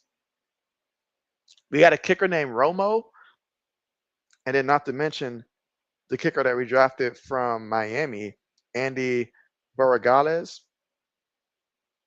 So rooting for both the guys. I want whoever is the best. But man, I'm feeling so good about the Patriots so far. All right, 2nd and 6. Dalton throws it. I guess the completion there. Picks up about 3 yards on the play. 3rd down coming up. You see David Njoku over there next to Shedeur. I feel like the veterans of this team, they like Shedeur. And I feel like they've accepted him and they want him to really get that role. Now, I don't know their relationship with the other guys, but they clearly do like what they see from Shedeur.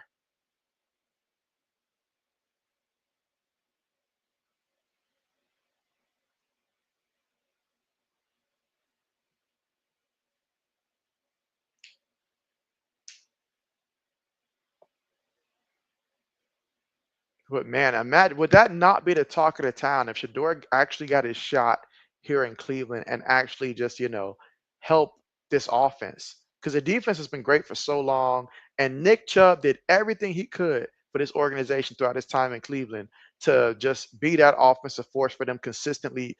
Obviously, he had his injuries, but aside from that, he gave it his all. And we'll see what he looks like in Houston. All right, incomplete. So we still see Ted McMillan in there.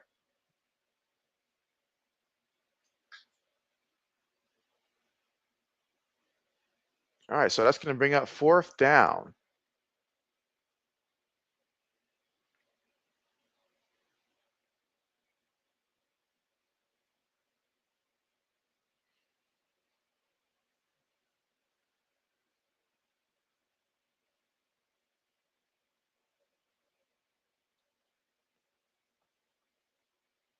All right, punt's on the way. All right, goes out of bounds.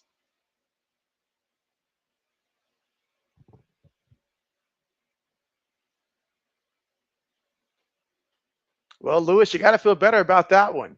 You got to feel better about that one. With just 4 seconds remaining here,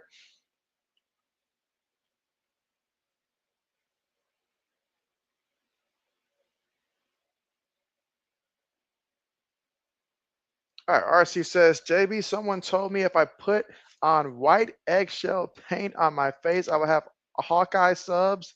Oh man. Oh man. You said, yeah, that was out of line. That was out of line there. But you know what? It happens from time to time. It does happen from time to time, man. Like I'll never forget the last time I covered a story. It was about an Asian coach and his experience that he had. I think he was like a coordinator or something. And it was like I had made the post. It got a ton of views. I didn't think it was gonna get that many views. I thought it was just gonna be a regular post, but it got a ton of views. But I had to turn off the comment section because things went terrible. It went south. Like there was no control whatsoever there. It just went south. So understand that. RC said you meant more Hawkeye subs. So I understand what they meant. And so there goes my brother. He says, "What up, chat?" He says, "Go Shador. Let's get that starting position." So he's rooting for Shador to get that job. Or he says, "Shador is pure." LOL. And so, hey, great first half for him. Matter of fact, statistically speaking, Shador right now, 11 of 18 for 103 yards and 2 touchdowns. And again, this is without guys like, David and Njoku out there. You look at the struggles that Cleveland has had as the position for so long there. They need a quarterback, honestly. Why not invest fully in the kid's development and give him a chance? Now, I get it. You got other guys that obviously are hurt right now that didn't get an opportunity to shine. We'll see what they do next preseason game, assuming they're back. But what Shador is showing right now, give this kid the opportunity. Heck, he even got 4 carries for 19 yards. That tells you how bad he wants it. He's out there trying to run for some yards too. So give the kid a chance. But that was a pretty good first half. I wonder how much more will they play him in the third quarter. I would have to think that he gets at least half the quarter, maybe most of the third, if not all of the third quarter, to go out there and play just because, Tyler Huntley's only been there for so long. So you let him play at some point in the fourth quarter. But for right now, keep letting Shador throw. RC said, JB, that's like saying a white man that's an Alabama football fan wearing a black face would get more Roll Tide fans. And so, yeah, man, it sucks they did that. Laney says, so is Dylan hurt too? Yeah, Dylan Gabriel is hurt too. Matter of fact, whatever, I feel like him and Kenny Pickett, if I'm not mistaken, are either him and Flacco. One of the two, they had like similar type of injuries. So that's why Dylan Gabriel's not getting any snaps today. So we're only going to see Tyler Huntley because Joe Flacco, Kenny Pickett, and also Dylan Gabriel, all 3 of them are dealing with an injury right now. So it's only Shador that's available to play with the addition of Tyler Huntley that they brought on super late. Obviously, Deshaun Watson, we know he's not going to be seeing any action this season. So all these quarterbacks they have on the roster, but just 2 are out there. But hey, sometimes that's what you need to get your big break, right? To get your opportunity. And so I just love the fact the NFL Network keeps showing me these Patriot highlights. Even though I don't get to watch the game, it's like, look at that. Drake May running. Travion Henderson did his thing. Patriots up on the Commanders like 20 nothing. That makes JB happy right there. In the first half, that makes JB happy. And let's see. He said, for sure, you said all we need is a chance. It's a chance, coach. And so, yeah, give the kid a chance. Give him a chance. I mean, what does he have to lose? What does he have to lose? Because this is the year. This is the year. I tell you what, though. I would be upset if they'd make Kenny Pickett the starting quarterback because Kenny Pickett ain't him. Kenny Pickett's not that guy. So if it's anyone other than Joe Flacco, then I say give it to Shador. Now I do want to see how Dylan Gabriel looks, to be fair, see how he looks like, in a similar situation there. But the kid's clearly showing that he's got control. And you can tell by how his teammates, show him a certain level of respect. They're not treating him like he's just a regular, fourth string quarterback. And these are the players. They don't care nothing about where you're from, what you've done in the past. They just care about, can you help them go out there and win games and get paid? Those are the 2 important things of these other, veterans out there. And everything I hear from them has been particularly positive about Shador. I don't hear them mentioning anybody else's name, publicly. So they vouch for him. SCRC says, JB, you say, I'm poor. You say, I got to go wait on national televised games. I only pay for WNBA League Pass. And so, yeah, that's about the only thing that's within budget, to be honest. That's the only pass that is within budget right there, the WNBA. I feel you there. I feel you there. JB would love to have the NFL ticket, but until they come down on their prices and stuff like that, JB will have to do with the NFL red zone, for now. And whatever games do make it to, regular TV. Now, Amazon Prime, that just depends on if I feel like having Prime at the moment or not. Samuel says goal is to reach 90 and 101, I'm sorry, 109 subscribe. And so that's a very realistic goal there, Samuel. And hey, keep striving towards it, You obviously, you already got what 81 on one and how much on the other one? So you're already gaining, subscribers. That's how it usually starts at first. It starts off slow, but then over time, like once you see that you reach like 200, then it picks up a little faster. Then you start to see 300, 400. Then all of a sudden, that's when that train just keeps on growing.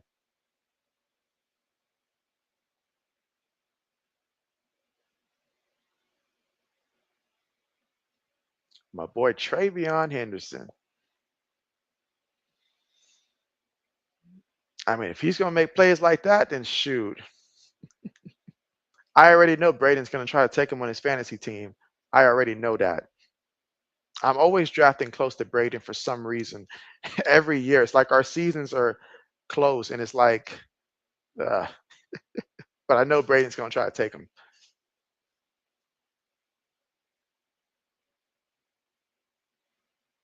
I guess for anybody that got to watch the game for the Patriots, my biggest question is the offensive line. How's the offensive line looked in with the first unit?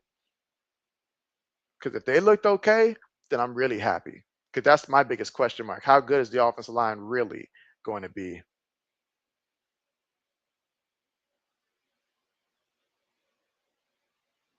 All right, so Samuel says, second channel, you're at 35 subs there. Okay, okay, okay, but you've got the momentum started.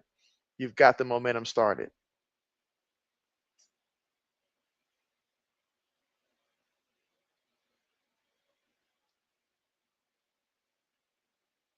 All right, again, we are right now here at halftime. The Browns are up 14-7.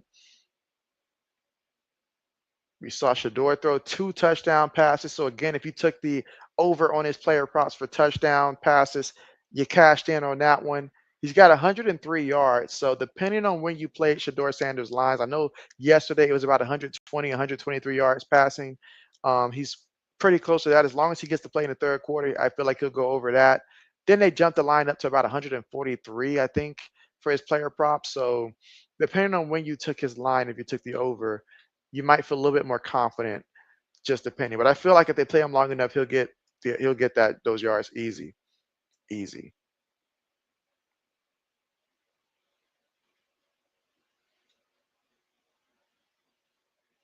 All right, so you guys, I'm gonna ask a college football question for you guys.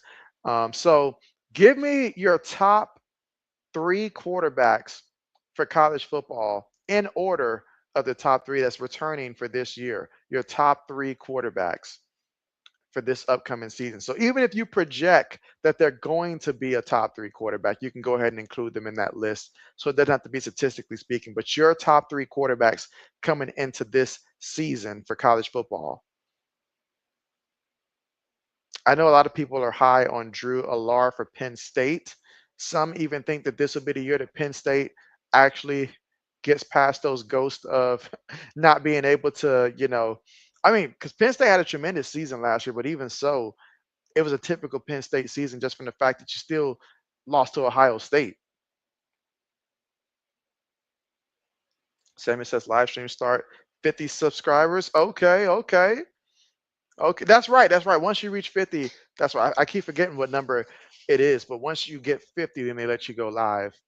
Laney says Cade from Clemson. And so I'll tell you what, Cade Klubnik and the Clemson Tigers, I have to say they do have a lot of things going for them. Like of all the conferences, I feel like I'm most confident in saying that Clemson will win the ACC, and he's definitely shown me improvement year over year. Because I remember early in his career, I had some serious doubts about him, but seeing him as of recent, pretty good there. Clemson's always got a great running back, so It'll be, you know what? He can certainly be a guy that when it's all said and done in that top three, I can certainly see that happening for him. And Clemson needs that if they're going to make a deep run into the college football playoff, because I believe that they'll get there. But how far can he take them? Because last year's team was pretty good, but the running back that they had, I forget his name, but that big running back that they had, I feel like he was dealing with an injury and he was trying to play through that injury. So that impacted his ability to go out there and be 100%. Now, if he was 100%, hey, that'd have been even better for them. But I expect them to win the ACC this year, and Cade's a big reason for that. So that's a good one to throw out there, Laney. Good one to throw out there. And Samuel says your second channel live stream. So yep. That is great, Samuel. That is great. It's good to see everybody up in their subscribers, up in their subscribers, growing their channels, talking about the things that they're most passionate about. That is great. It's almost like JB's now got a coaching tree up under him now. It's like all these people that have started their channels and have just grown their channels to, whether it's that 100 mark, whether it's getting to that 100 mark, that 1,000 mark, that's great. Archie said, JB, did you know the toughest moment for me being a content creator was when my lady was in the hospital 3 months? She said 2 months in a coma. I didn't know this, RC. That's a lot you were dealing with. And you said you tried recording and did a lot of breaking down. And so, yeah, there comes a time where, if you have to step away for something like that, then I certainly would have understand that, man. But man, 2 months, that's extremely like nerve wracking there, RC. So I didn't even know that. I didn't even know that. Oh man. Oh man. That would have been an extremely long 2 months there. Oh man. Oh man. I can only hope that, I know things are better now, but man, that is just that would have been scary. That would have been scary. So I feel you there.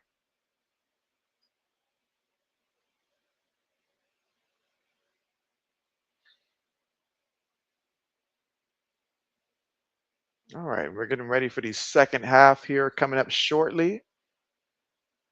Let's see. She says, "Yeah, that was a rough time, JB. It got to the point someone told me I should get therapy. I couldn't focus. It was a tough time on you and your mentally, physically, and emotionally blasted. And so, yeah, I mean, that would do it.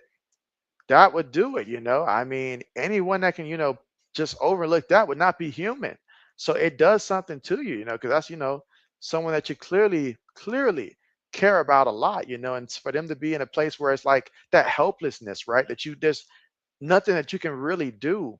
It's just waiting and not having any clarity, no idea of what, when, all of that, and then just, it happening out of the blue. Nobody wakes up expecting for that to happen.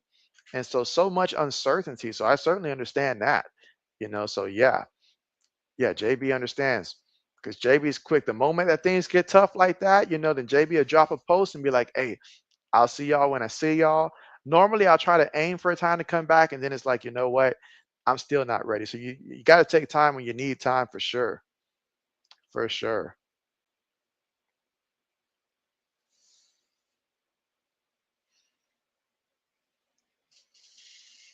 All right, so let's see. Getting ready for the third quarter.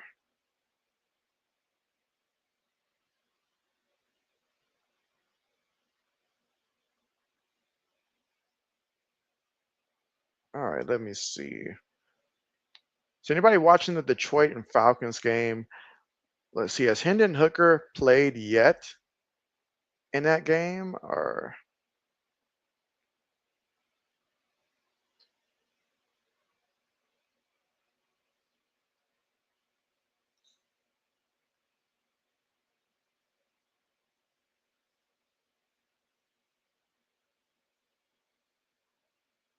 let's see. Archie says he never discussed this to the public except on one YouTube short when she regained consciousness. You said you started to trickle in some more content on the channel and you was on eggshells at work too mentally. And so that's the tough part there too. That's the tough part there too, because you're at work and people have no idea, the kind of stuff that you're dealing with, behind the scenes. So tough times, man, RC. But I'm glad that you were able to make it through, and I'm glad that she made it through as well. That's extremely tough.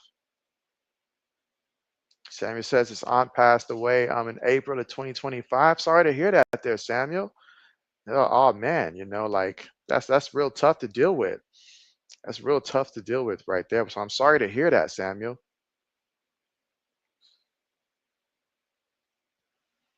All right, let's see here. 1st and 10 from the 35-yard line. All right, picks up about 2 yards there on the carry. Let's see. RC says, yeah, it was asthma and okay, combined and stress. Oh, stress. Oh wow, so that was combined with stress there, had her in intensive, and so man. And so yeah, man, stress. Stress is like one of those underrated things that we all deal with it to an extent, but you never know just how much stress a person is dealing with. And too much stress can be very detrimental for sure. Remember that pass incomplete. All right, so I see Hendon Hooker, 3 carries, 27 yards.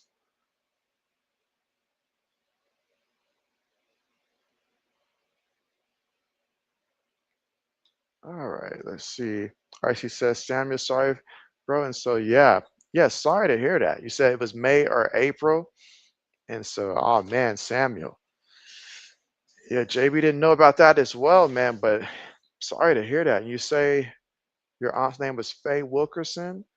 And so, oh man, sorry to hear that again, Samuel. That is very sad. Very sad.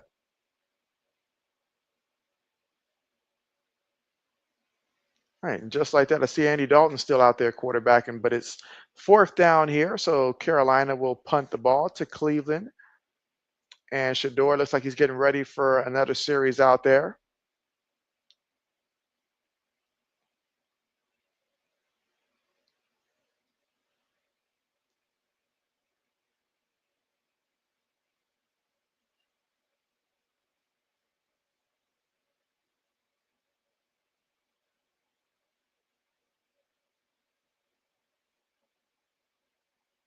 All right, punt's on the way.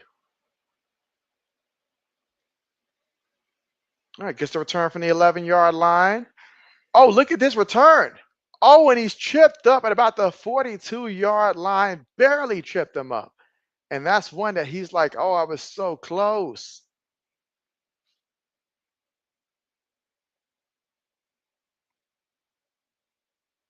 Sammy says you miss good cooking, aunt. And so, what were some of your favorite meals that she used to make, Samuel? What kind of things did she used to cook?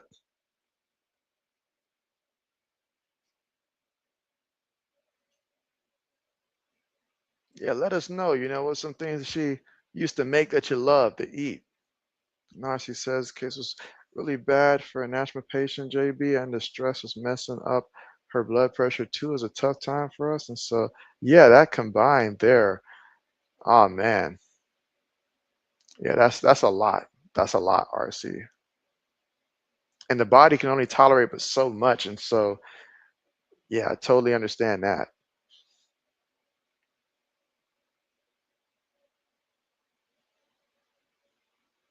So we got 2nd and 10. Let's see. Samuel says cooking for everyone.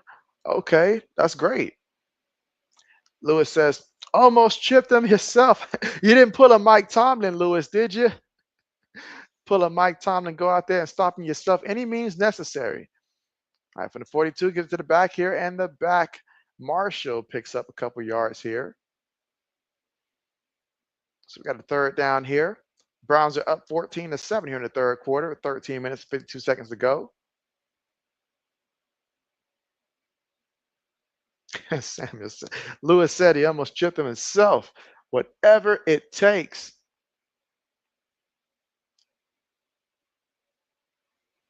Laney says, hey, RC, I'm sorry you had to go through that. And Samuel, I'm sorry for your loss. And so, yeah, that's a lot there. That's a lot. 3rd and 7. And they get Sanders for the sack. Get him for the sack.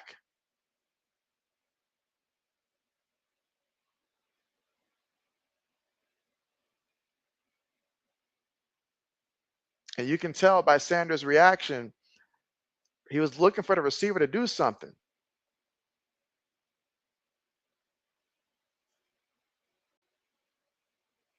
RC said you had dropped her off and came back and brought her fruit and water.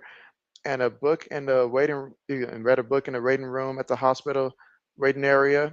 We both thought she would be out, but then you never heard from her again for a whole day. So nobody came and contacted you, RC, at that moment. They just when it all happened, you waited an entire day before anybody even notified you of what was going on.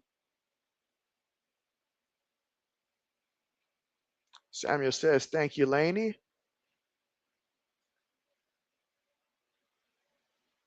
That's right. Today is Friday. Tomorrow we will be live streaming the Giants and the Buffalo Bills. And y'all know Mike loves them Buffalo Bills. But old man hates the Buffalo Bills, as we all know. And yeah, JB's not too fond of the New York Football Giants at all. But I do want to see Jackson Dart though. I do want to see Jackson Dart coming from Ole Miss. And again, Samuel, I'm sure that you've watched plenty of games with Jackson Dart in person, considering that you're always going to those Mississippi State and the Ole Miss games there. So I'm sure that you've watched Jackson Dart from Ole Miss quarterback for what, a couple years now. He's been their quarterback at least the last 2 years, I feel like. Let's see. She says, JB, they wouldn't update me on her condition on the phone. It was crazy. You called their mom and you had to go up there to find out they admitted her to ICU and you walked in and she's out in a coma. Oh man, that's a lot, man. Especially the delivery of all of this and then having to find out like that. That's really tough, man. That's really tough. And Samuel says your aunt's son is at Las Vegas. So down there in Vegas. Do you get to visit him often down there in Vegas? Your aunt's son? Or says now JB, that literally knocked me on your on your button. So I got you. All right, she says, Laney, thanks, appreciate you. Thanks. And again, we are currently right now awaiting the return to the action here. But yeah, so we get another day of JB streaming tomorrow. And that will be the last one for me this weekend. And then we'll have to wait for week 2 of the NFL preseason to continue, which is going to be a big one. Week 2 is big because that's when most of the starters, get their reps in, all that great stuff. So looking forward to that.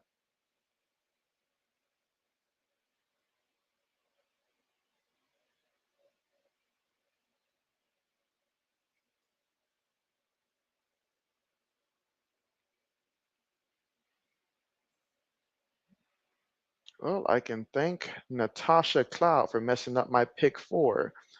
I took the under on her 3-point attempts, and she decides to have this game to where she gets more than 3.5 3-point attempts. So that messes up my player props there.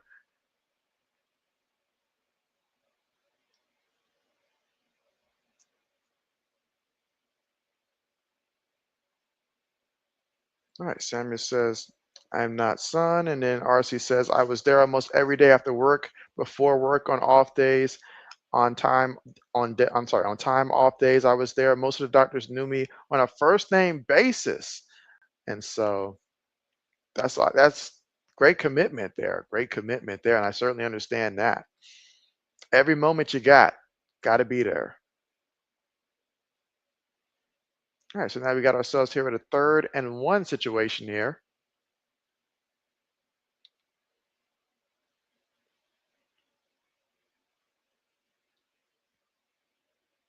Samuel says your buddy name is Bob Wilkerson. Okay, okay. Dalton, play fake, throws it, gets the completion to about the 39-yard line. Again, 12 minutes to go here in the 3rd quarter of play.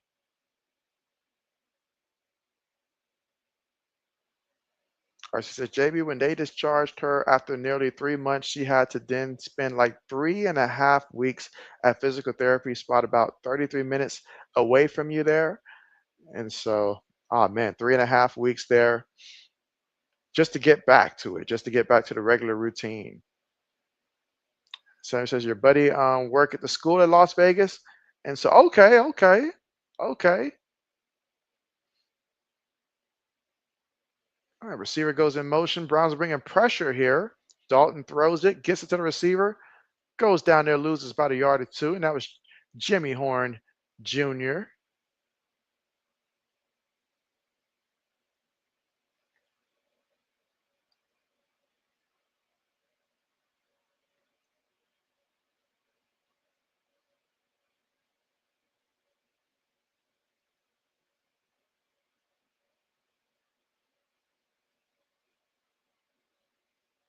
All right, 2nd and 11 right now. Showing pressure. Punt fakes. Oh, and Dalton just goes down. Oh, man, Dalton just goes down. You're a little too old for all that pump faking, apparently. Sometimes you just got to laugh it off.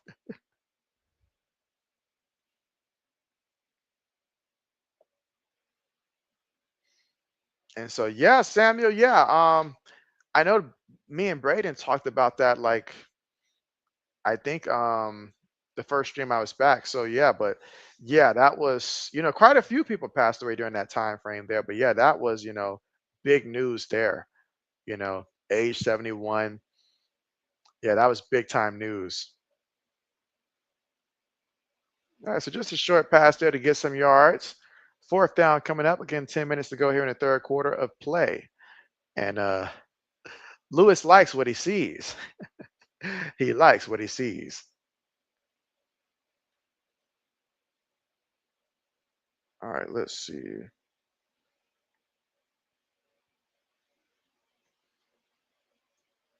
So we got a 4th and 6 situation coming up.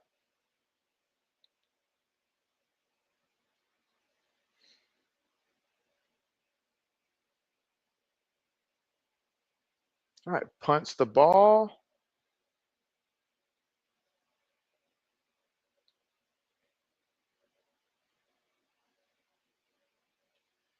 All right, so more of Shador coming up here.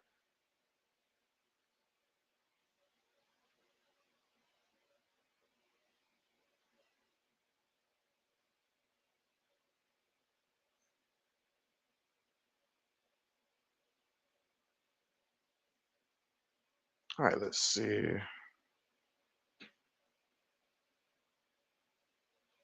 RC says, you ever seen the videos of content creators screaming, crying, telling all their business online? I don't think people should be doing that. It's like they don't understand people use our pain as entertainment. I've seen, I've seen that. I've seen that. You can tell that it's just they're in a place emotionally that it's like not too far from that spot where it's like, okay, like this is their way of reaching out for help. Now, as you mentioned, going about it that way, it's not always the best way because anything you put out there can and will be used against you at some point in time. But you're right; it's like their last plea for help. It's like they don't have anybody else, and it's like this is what like they turn to the internet because there's a lot of people there hoping that they can find someone or something or some advice or just something to help them get through whatever they're going through. But usually, you know, especially with the internet being the internet, that's tough. Or he says, JB, you ever used to like wrestling or no, never? You say you grew up loving wrestling. Nowadays it's hit or miss. And so JB actually did not grow up being too much into wrestling. And so, yeah, that's just, it was always just either football or basketball. But yeah, it didn't dive too much into wrestling. I had friends that did, but I didn't. Samuel says, "Hey JB, Duck Dynasty cast star Phil Robertson dies, passed away at age 79 back in May 25th. There, age 79." RC says, "My favorite wrestling eras probably span from like 92, 93 to 2010. So what a time." Samuel says, "R.I.P. Phil Robinson, born in 1946 to 2025." And so again, almost made it to 80 years old. All right, so again, 3rd quarter, 9 minutes and 24 seconds left to go. Cleveland still up 14-7 here.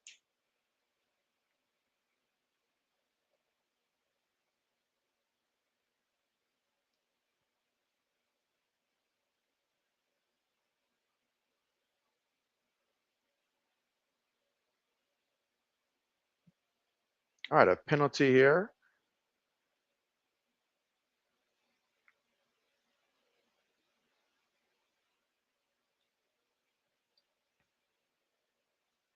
All right, Lewis says, Ricky the Dragon Steamboat.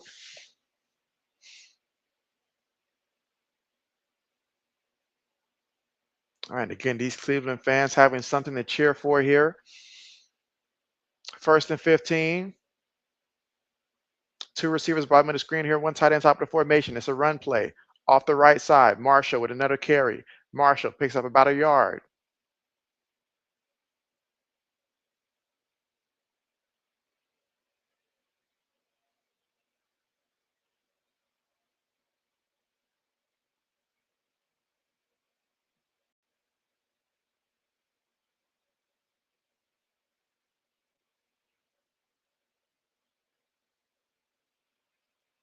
All right, let's see. RC says, JB, you said 1 year 2 question. Up, another penalty here. Simon says, sad cry, Dynasty Duckcast star Phil Robinson passed away. And so, yeah, extremely sad. Extremely sad. I mean, so many sad passings there. I mean, so many this year. And it feels like most of them happened within that range too of like feel like it was like mostly after March, like really about that April to like July timeframe.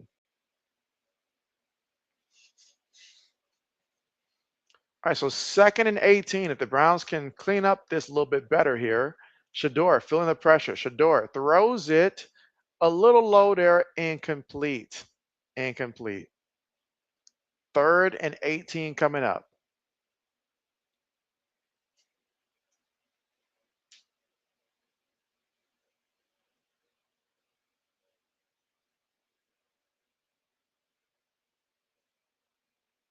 All right, so on 3rd and 18, all you want to see is don't get sacked, don't give up the safety, gain some positive yards to get your punter some yards here.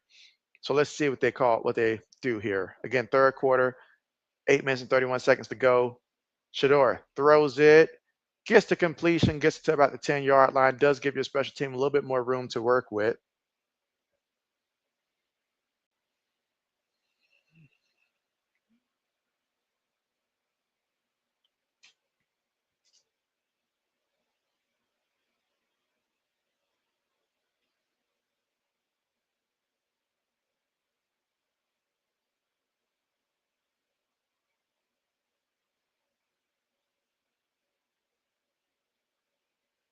All right, so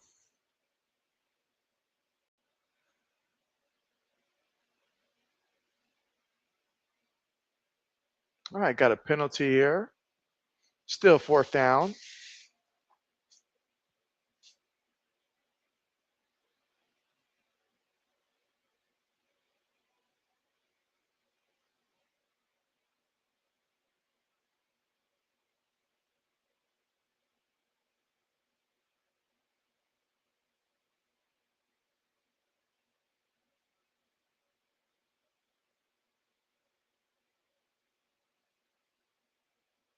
All right, punts on the way here, and let's see if we get a good return here from Carolina. Gets it from the 30-yard line. Still on his feet, brought down about the 38-yard line.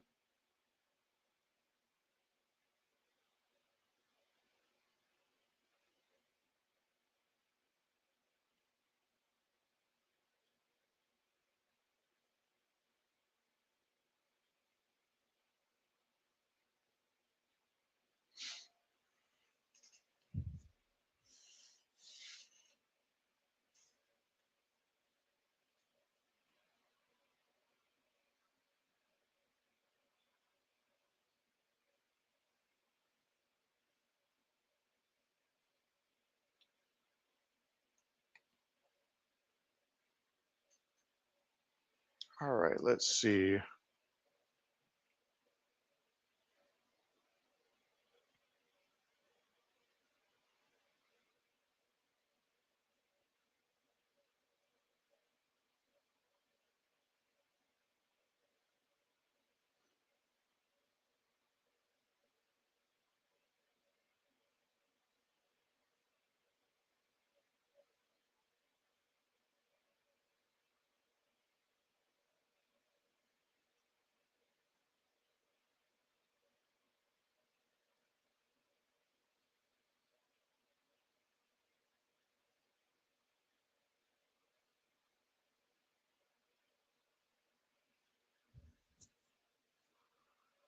All right, let's see.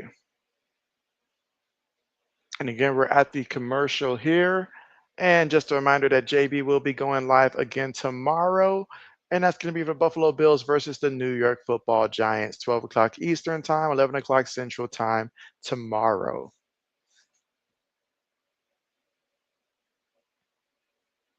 Braden says Pat's up big at half. And so is this a glimpse of what we can expect from the Pats this season? That's what everybody wants to know. JB says yes.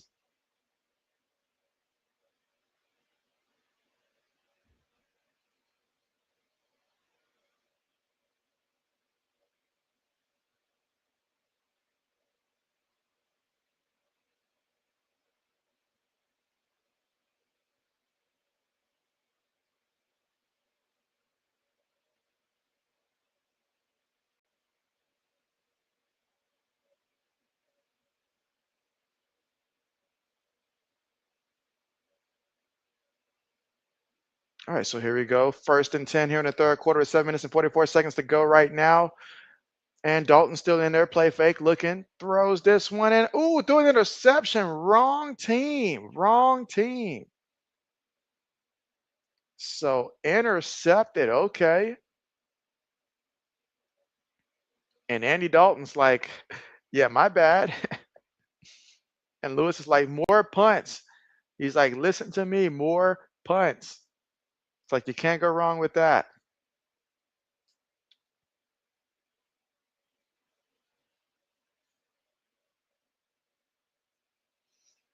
Let's see. Braden says, just check Shador's stats. He's been okay. I don't think the Browns are opening up the whole playbook tonight either.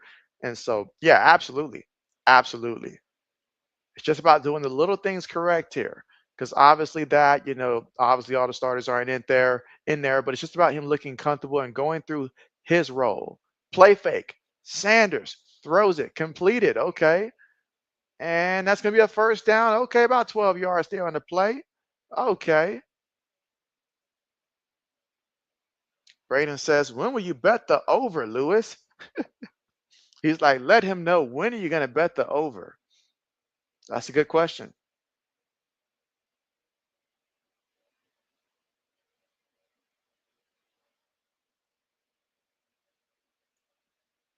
An eligible man downfield. So, wipe that away. Okay, even LeBron is taking notice of what Shador is doing out there. Okay.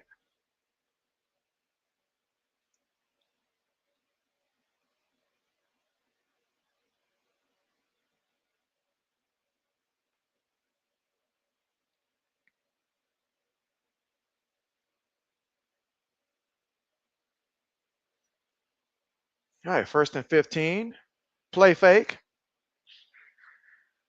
Oh, what a nice, excellent catch there. All by himself. Lewis says when college football starts, that's when he'll start taking the over.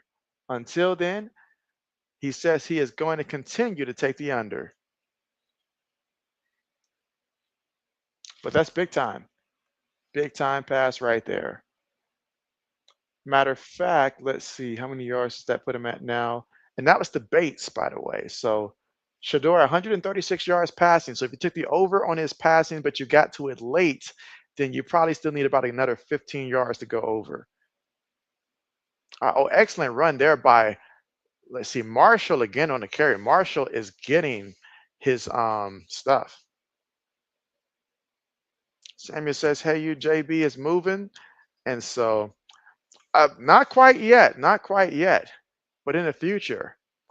Braden says that definitely makes sense, LOL. So yeah, oh yeah. JB is a guy that likes taking unders, but for college football there, even I know I should focus on more overs for that one.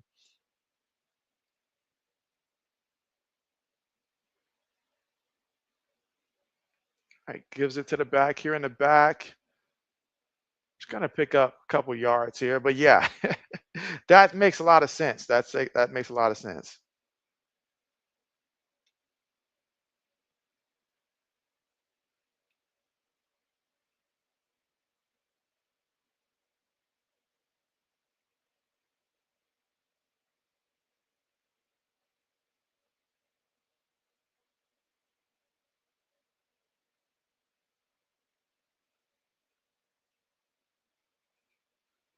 All right, so here we go. 2nd and 8. Shador throws it to the back out the backfield, gets it, and Marshall picks up a tough 3 yards there. 3rd down coming up.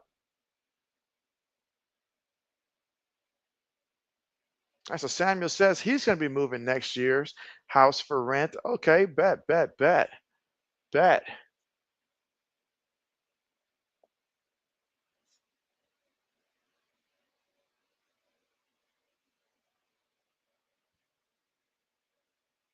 All right, 3rd and 3.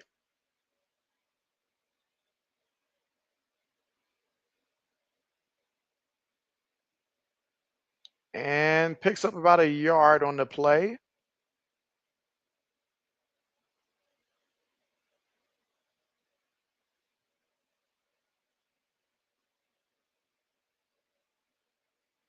All right, so now Lewis is saying he's no longer saying field goal. He's saying miss the field goal now.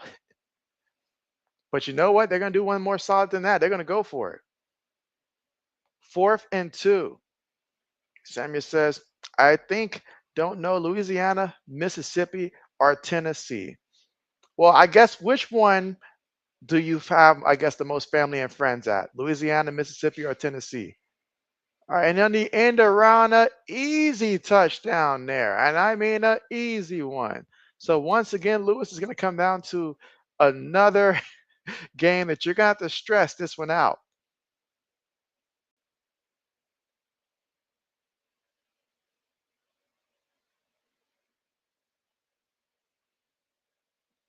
All right, let's see.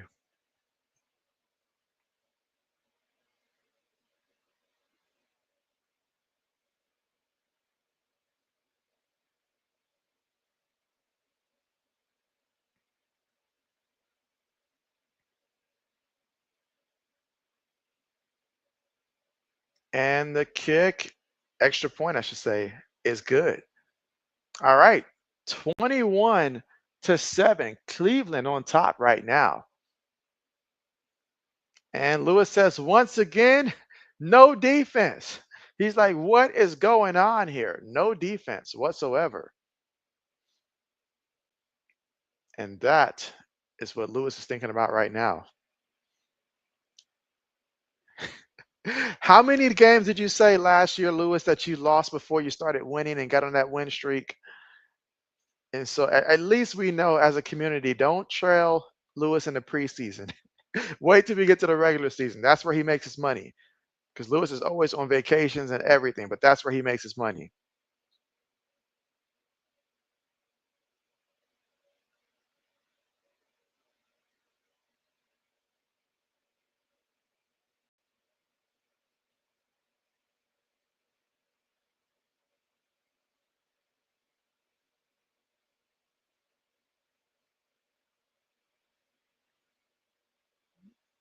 All right. And Samuel says he likes horse racing. So, oh, that seems entertaining there. That seems very entertaining there. Do you actually like race horses yourself, Samuel, or you like to watch it?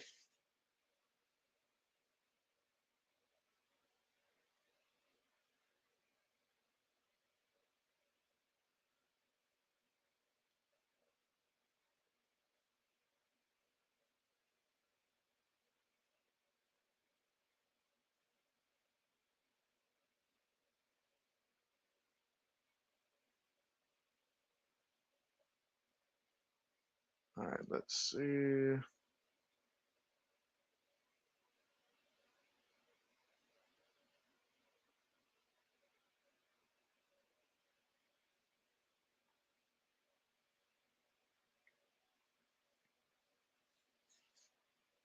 Okay, okay. So I see the Lions are up 17-10 over the Atlanta Falcons in that game.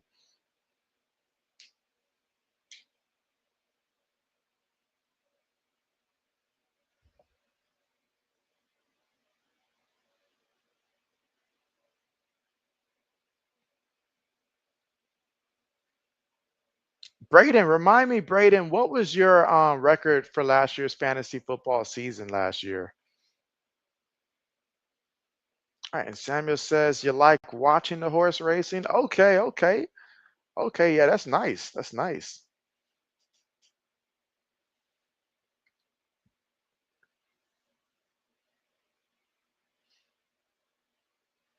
All right, kicks on the way. Short kick. Nice return. All right, so again, 21-7 right now here in the third quarter, 3 minutes, 51 seconds to go. And Lewis is like, can we play some defense, please? And Lewis, what was the line at that you took the under at? Was it like 34.5 if I'm remembering correctly, 34.5?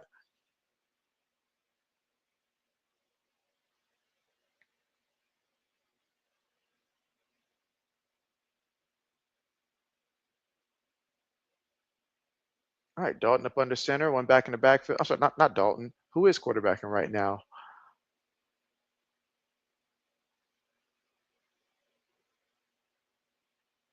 All right, receiver goes in motion. Play fake. Oh, pressure all around him, but he gets rid of it. Nice screenplay.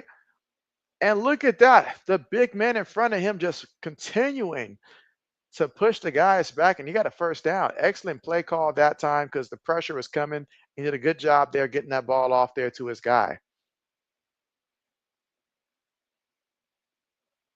Samuel says, you think that Laney fell asleep? All right, let's see. 35.5. Okay, 35.5. That extra one right there makes a big difference for sure. All right, another first down picked up here by Carolina. Lewis is like, what are we doing, guys? What are we doing?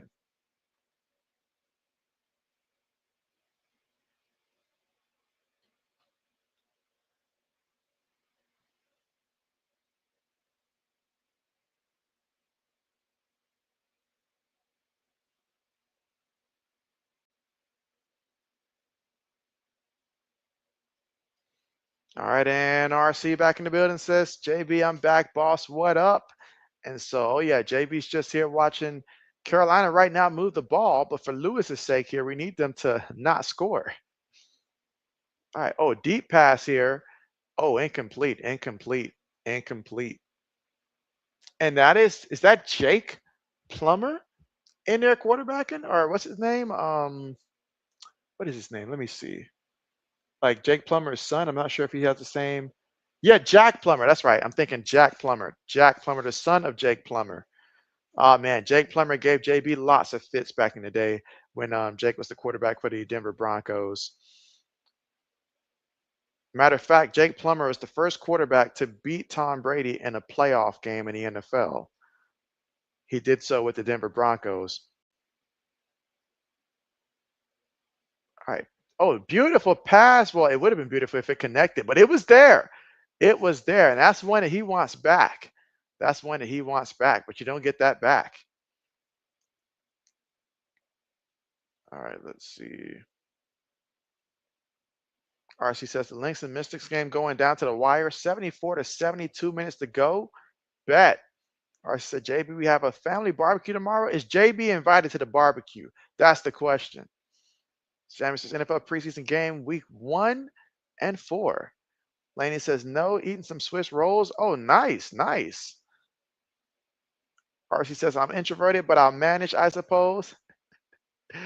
I feel you there. I feel you there.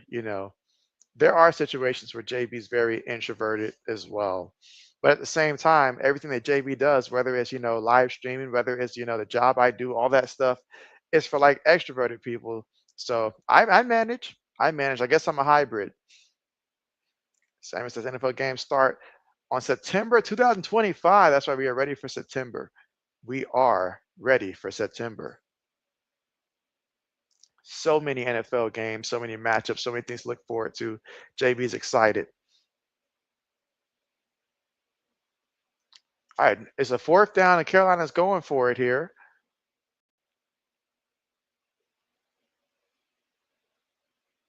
Plummer throws it, gets the incomplete, incomplete, incomplete. So excellent job there by Cleveland. I actually think that Lewis would have preferred, since it was fourth down, that he would have caught that, but then actually be short of the first down marker, just so that way Cleveland doesn't have too good of a field position. And is that Travis Etienne back in the backfield for Carolina right now, if I'm not mistaken.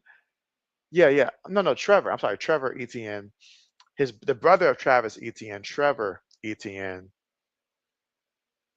Yeah, Jake the Snake Plumber. All right, she said now it's 73-74. The Lynx holding on by one. All right, she said, JB, is this game you're streaming living up to the billing? Well, you know what? Lewis will probably just say no. Lewis will probably say no. But honestly, yes. What we came for was to see a whole lot of Shador, and that's what we got to see. And now it is Tyler Huntley in there at quarterback. Now for the Cleveland Browns. So shotgun formation. Gives it to the back here, and the back's going to pick up some yards on the play.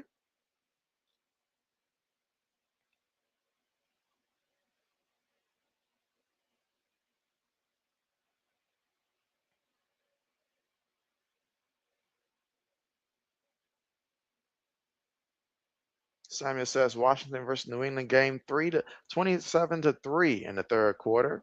And so, yes, who's quarterbacking right now for the Patriots? Is it still Josh Dobbs? All right, quick pass there. Third down coming up. I mean, the fact that we had our head coach, Mike Vrabel, at the bottom of a fight between the Patriots and stuff, couple like in their camp earlier in the week, I think, and he came up bloody nose and stuff. I mean, that just goes to show the type of toughness he's installing in this team. Now that boy Mason Graham, I'm just glad that he's no longer at Michigan anymore because Mason Graham is a force to be reckoned with in terms of defensive tackles.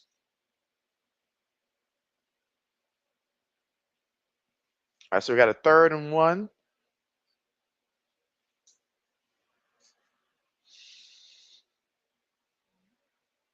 All right, you say, I think NFL team, new logo.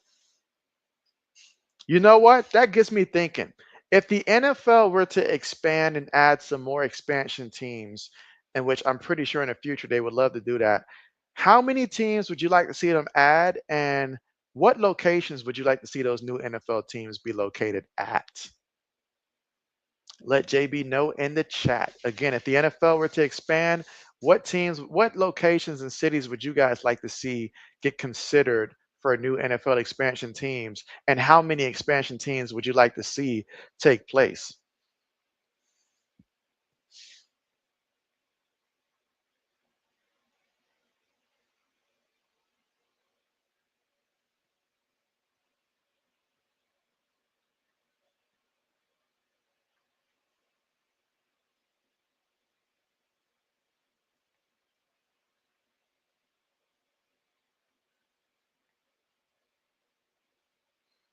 All right, so Lewis takes a crack here and says Salt Lake City, Utah. Lewis says he'd be to every home game if they did that. Heck, he might even sponsor the move himself. At this point, with all the money that he's bagging over there, he might just be the next NFL owner. I can see it now. Just make sure when you purchase the team, Lewis, that you hire your boy JB. I can be the GM, I can be the coach, I can be a hybrid. All right, 3rd and inches here for the Browns. And Tyler Huntley keeps it himself there, gets the 1st down before he's knocked out of bounds after picking up about 5 yards on the play.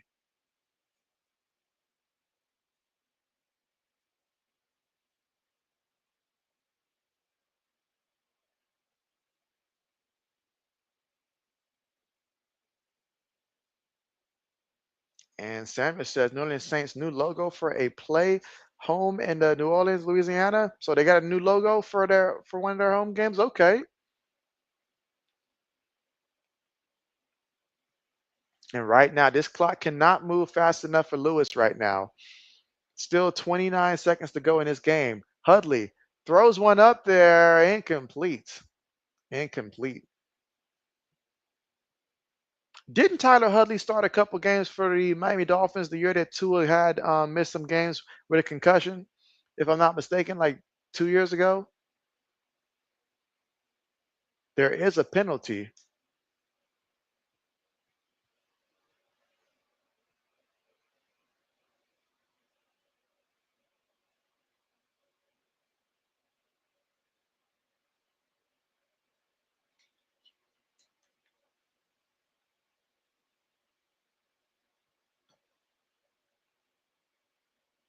Samuel says the Saints, New Jersey, nice.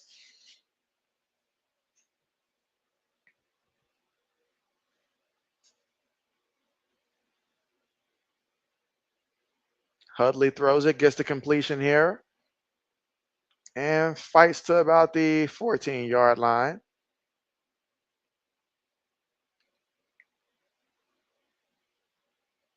Now, will that take us to the end of the third quarter here? With 2nd and 1 coming up.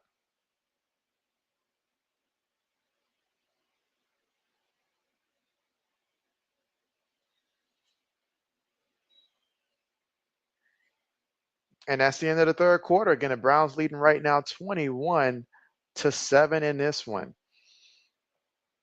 All right, so Lewis says he needs a fumble. He needs a fumble right now.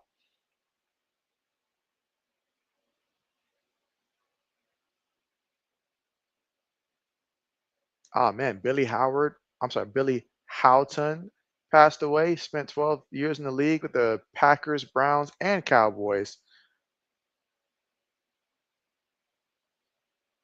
Why is Caleb not playing against the Dolphins?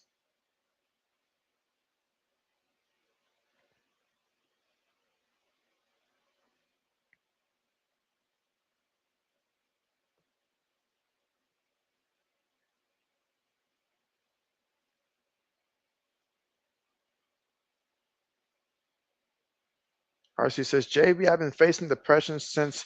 So you've been facing depression since the age of 9, and so has it been like a consistent? I guess like every year you feel the same level of like that depression, or is it one of those things that sometimes some years are better than others, and it just randomly faces up and stuff? And like I guess has there been anything that you've tried that's I guess been successful in at least making it less, I guess, how can I put it? To ease some of it, because obviously, that's very tough to manage, very tough to manage there. But are there ways that you have that you figured out, like, okay, when I do this in the moment, I don't feel it as much? Is that what streaming has become for you, like an outlet? And again, we're at the end of the third quarter, so we got 1 quarter left in this one. All right, and JB's going to step away for 1 second, but I will be right back. And I'll leave this comment up there, Sam, because when I come back, I will get right back to it. But JB's going to step away for 1 second, but I will be right back.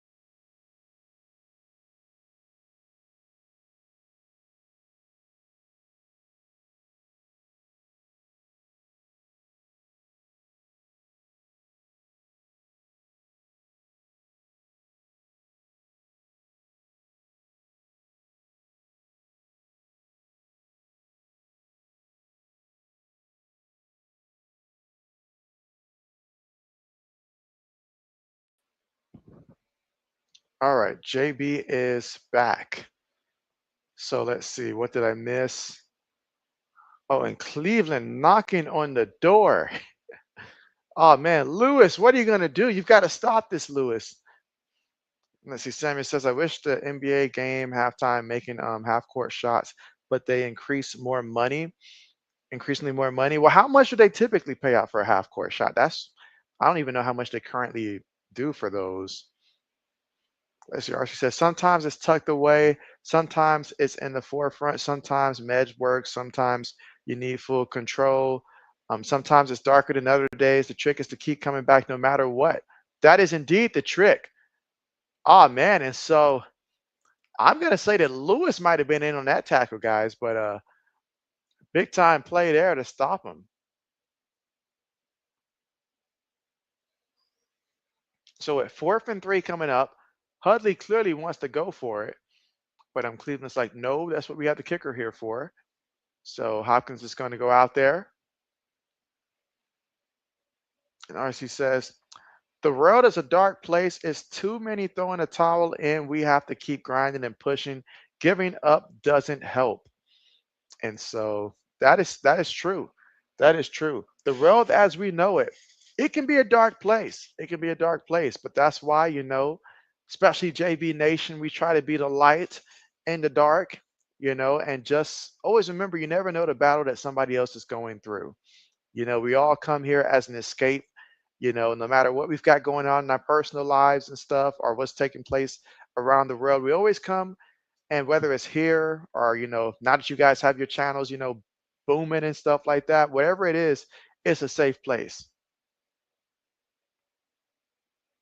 Oh, wait a minute. Lewis says Detroit Norris is down for a while and they're sending prayers to him. And so, well, prayers to him. What happened? Did you see what happened, Lewis? Did you see what happened? And it says, you're right, never give up. And so, yeah, absolutely, absolutely. Because it's just, I mean, things can be really dark. It really can be dark because there's just so much now that it's like people are becoming desensitized to a lot of stuff that, in the past, like people used to be more caring or at least show more care, just in like general in public and stuff. But nowadays it's a lot more harsh stuff, and that's the reality of it. But at the same time, it's always remember that, it's okay. Sometimes you may lose that battle that day, but just remember that there's another day to fight another battle that's coming up, So remaining positive and finding the little things in life, what gives you joy, what gives you strength, when you're feeling down, how can you recharge, because life can be draining, but how do you recharge? That's very important. Very important.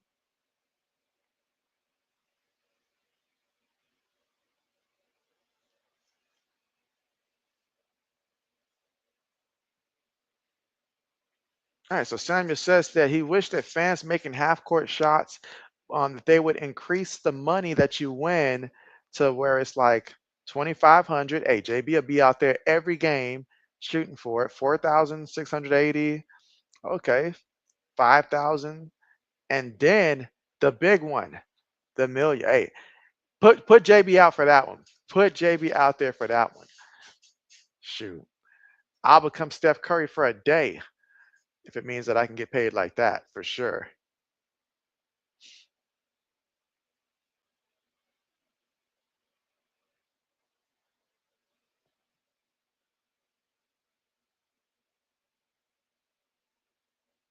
All right, so fourth quarter here, 13 minutes to go here in the fourth, and the score right now, Cleveland 24, Carolina 7.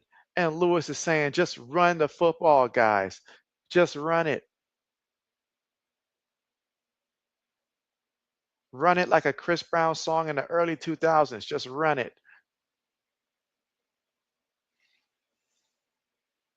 All right, so nice return. All right, so Lewis says he got injured and carted off the field there. Was it like what type of did they show what type of injury it was? Was it like a knee, or did he get like a concussion or something? Or, I mean, definitely anytime you bring out the cart, it is extremely serious. Like, so definitely hoping the best for him. And that's tough news to hear.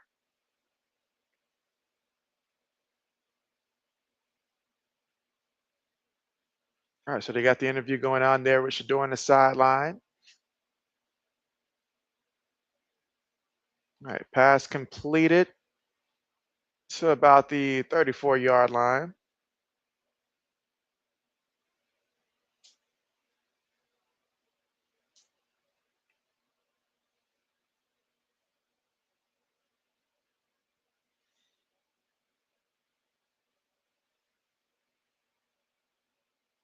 All right, so now Carolina, 2 tight ends, 2 receivers, 1 back in the backfield. 2nd and 3. Receiver goes in motion. It's a run play, but they're going to stop the play here. There was a penalty.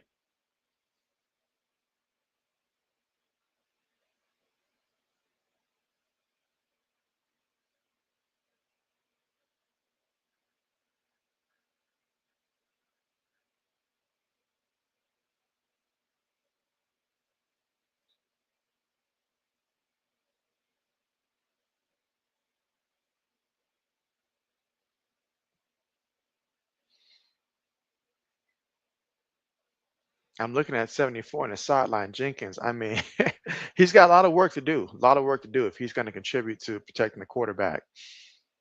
All right, 2nd and 9 here for the Panthers, and another run play here. 3rd down coming up.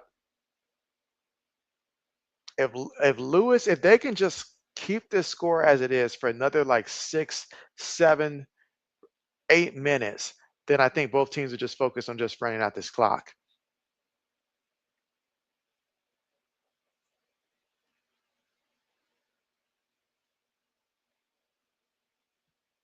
All right, but 3rd and 8.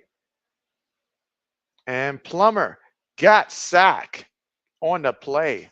4th down coming up.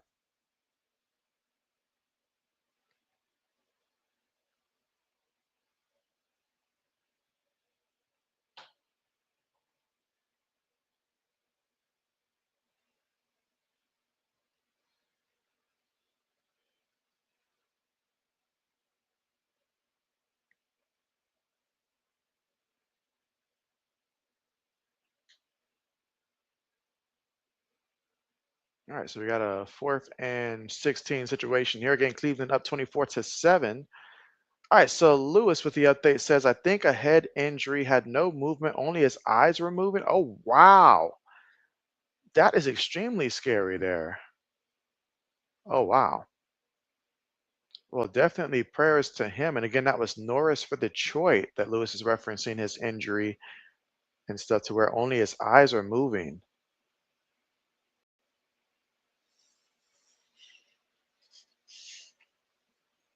All right, so more from Cleveland coming up here, this time with Tyler Hudley in there. It's been in there like the last drive or two.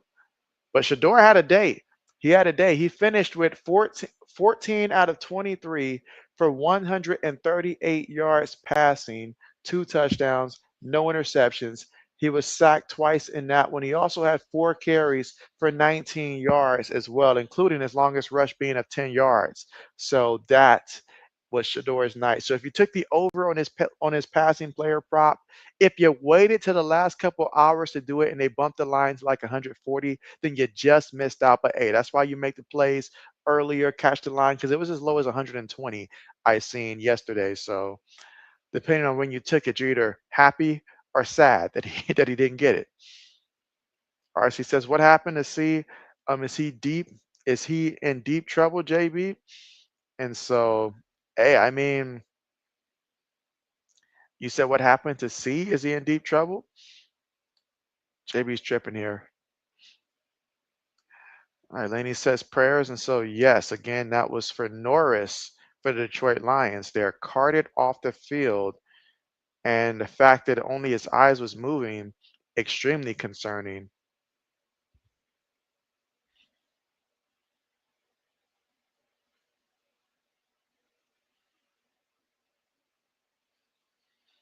But yeah, how do you guys feel about Shador Sanders' performance in this game?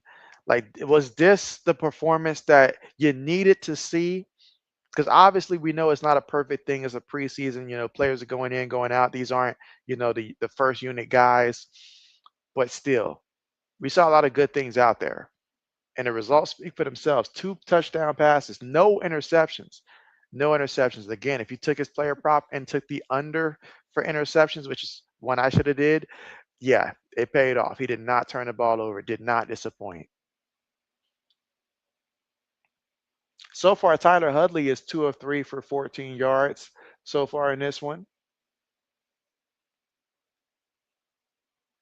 Laney says he did very good. That he did. Yes, that he did. And I hope the coaching staff took notice of that as well. I know LeBron James noticed it. Hudley, play fake. Hudley looking. Hudley, ball deflected. Ball deflected. Again, here in the fourth quarter with 10 minutes and 50 seconds to go in this one.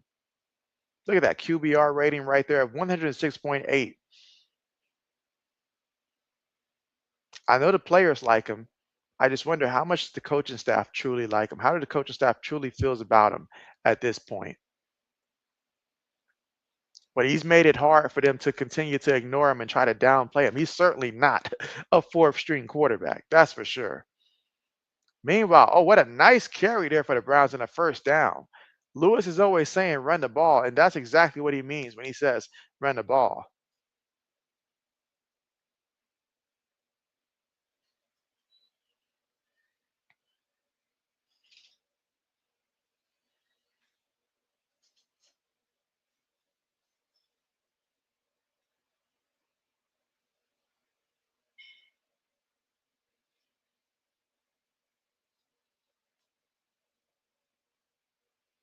Sanders, quick pass caught there by the back at the backfield, and he takes it to about the 40-yard line.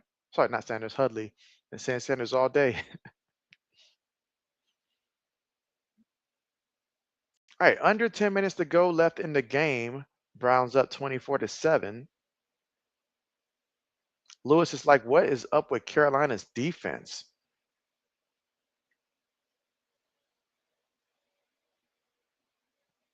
All right, so now Braden says he just saw what happened to the Lions player. Lewis was telling us about it as well. And so I haven't physically seen it myself, but from what I hear, it sounds really bad. So yeah, lots of prayers for him. And any updates that we do get, let me know. All right, so again, 9 minutes and 15 seconds left to go here in the fourth quarter of play. And just a reminder that yes, JB will be going live again tomorrow, and that's going to be for the Giants and Bills game, which is actually 1 p.m. Eastern time, 12 o'clock Central time. I believe I said wrong earlier, but yes, 1 p.m. Eastern time, 12 o'clock Central time. And Huntley took a little hit right there, but he got the first down. He knows he should have tried to protect himself a little bit better than that. But it keeps the clock moving. Braden says we honestly probably won't know anything until probably tomorrow. Yeah, probably nothing official until tomorrow. All right, let's see. Samuel says, hey, JB, look, Drew Brees sets all-time passing yardage record video for YouTube. And so you posted it? All right, second down coming up. Kenny Pickett.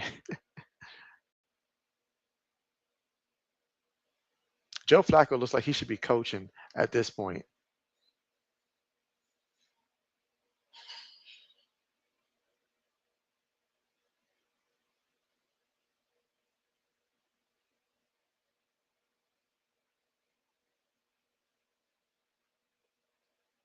All right, second and 7.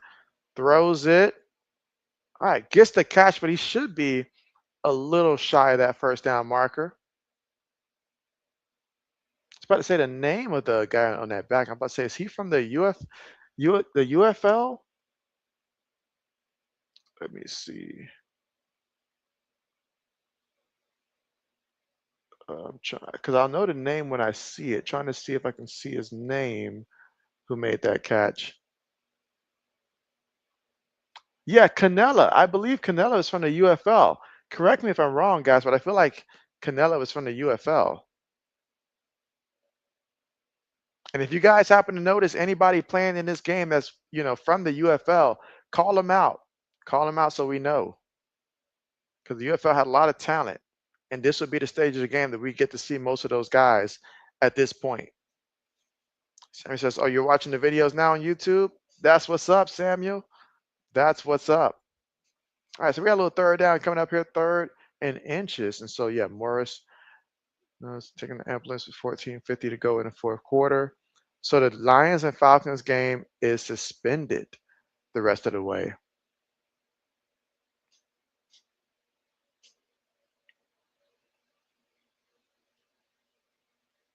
All right, so 3rd and inches here.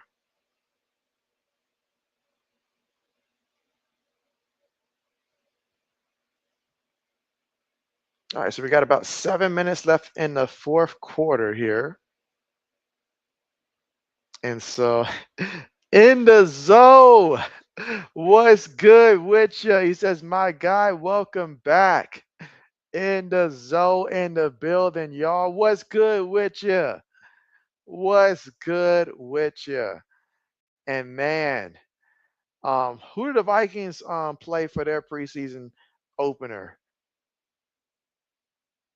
Because I know you're gonna be tuned in for that one.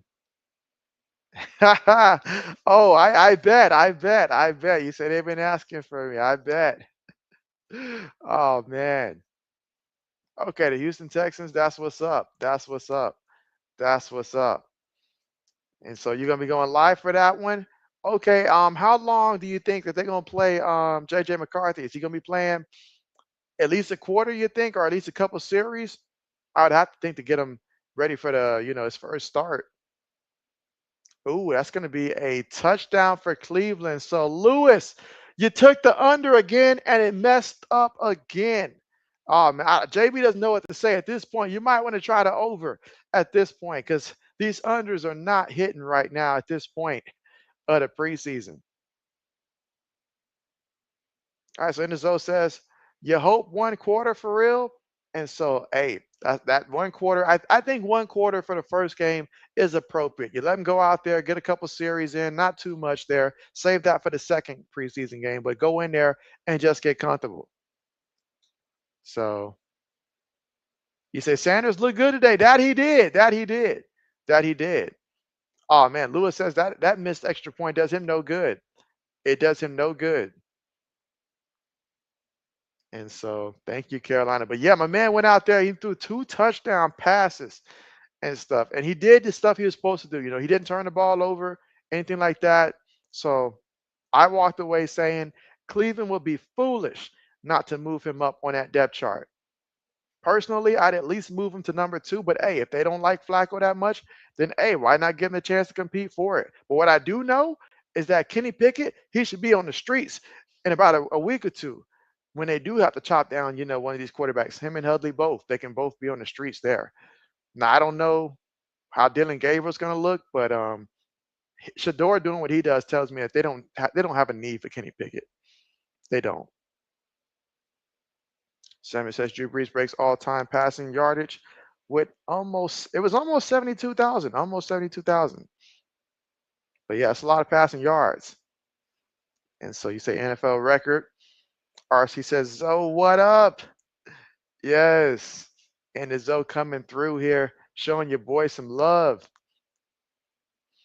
I know Zoe ready for our fantasy football draft. I know that much. I know that much. Laney says, hey, Zoe.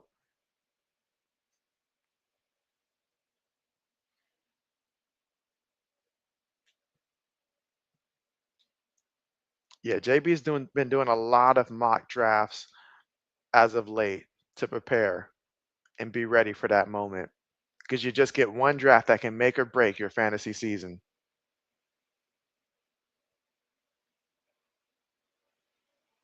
And Samuel says, what up, bro? You're Zoe?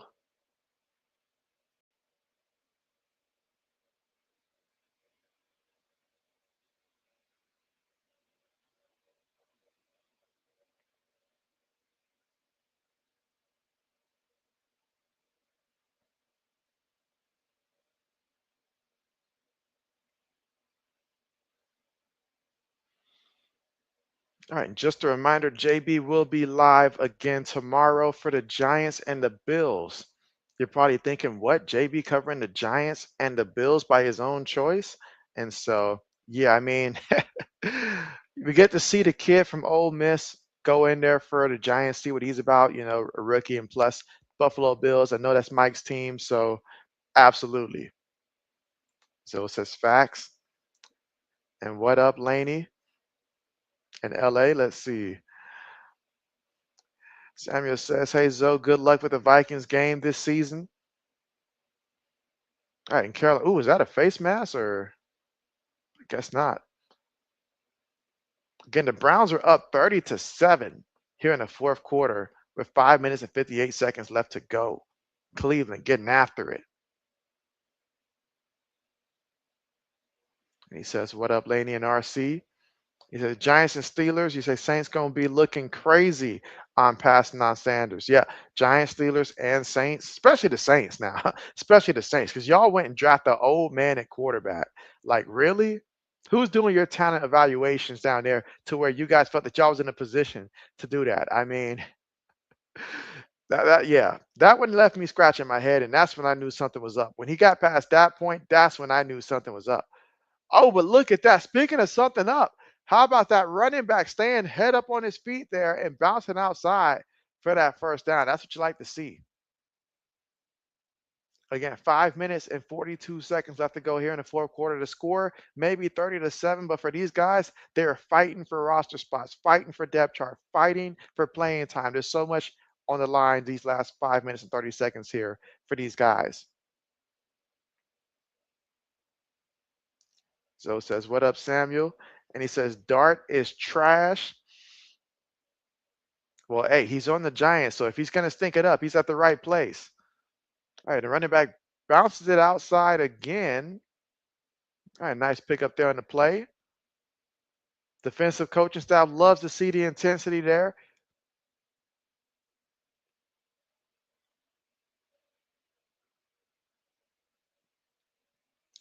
Samuel says that he thinks, but doesn't know the Vikings are going to be in the NFL playoffs or not.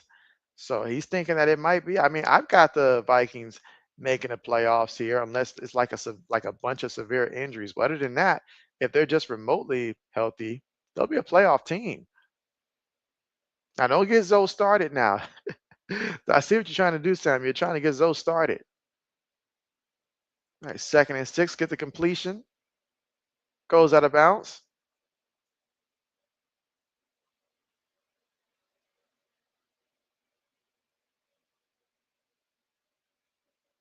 And again, 4 minutes and 27 seconds left to go here in the fourth quarter. And again, yeah, in case you guys haven't realized, the Lions and the Falcons preseason game was suspended as they had to take a player to the ambulance. So that game is suspended for the rest of that one.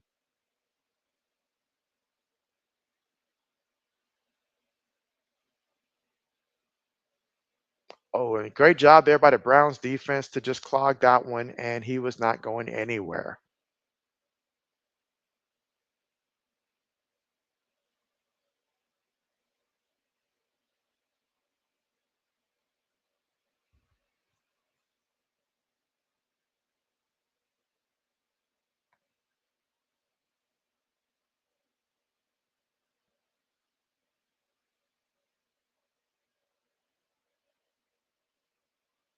Let's see. Zoe says when we start our show. And so honestly, I'm thinking the best time would probably be, let's see, like during, I would say, the Friday before the start of the NFL regular season, but I know that's when we have our fantasy football draft on that day. So probably the Friday after that. But I got to check with Old Man Mob on that one. I got to check with Old Man and see if he'll be able to do that time, a similar time to what we had last time. See if that still works for him. But if not, then we'll have to come up with a new time. But probably that's what I'm thinking. Like right after the Friday, right after the first NFL regular season game, probably will be the Friday. As see, Samuel says the Saints, please, you got the Saints going to the Super Bowl in 2026 there, Samuel. I don't know who's going to take them there, but hey, if they're buying their own tickets to get there, that might be the best path moving forward to get there. But now they've got a lot of question marks there. A lot of question marks. I mean, can Chris Olave stay healthy for at least most of the season, if not the whole season, at least most of the season? Alvin Kamara, he's got to do a lot this year. So will he end up getting injured again? So and then not to mention, quarterback play. No idea what to expect from that. And just how good will the Saints defense be this year also? I know that when we think of the Saints, we think of their defense as of late, but just how good will that defense be this year? A lot of questions. All right, 2nd and 12 here, shotgun formation, 21 yards away from the end zone. And Cleveland's going to stuff the back here. RC says, JB, I'm trying to dig deep into the NFL season this year if you can. I said go for it. You certainly have the ability and the knowledge to do so. So I said go for it.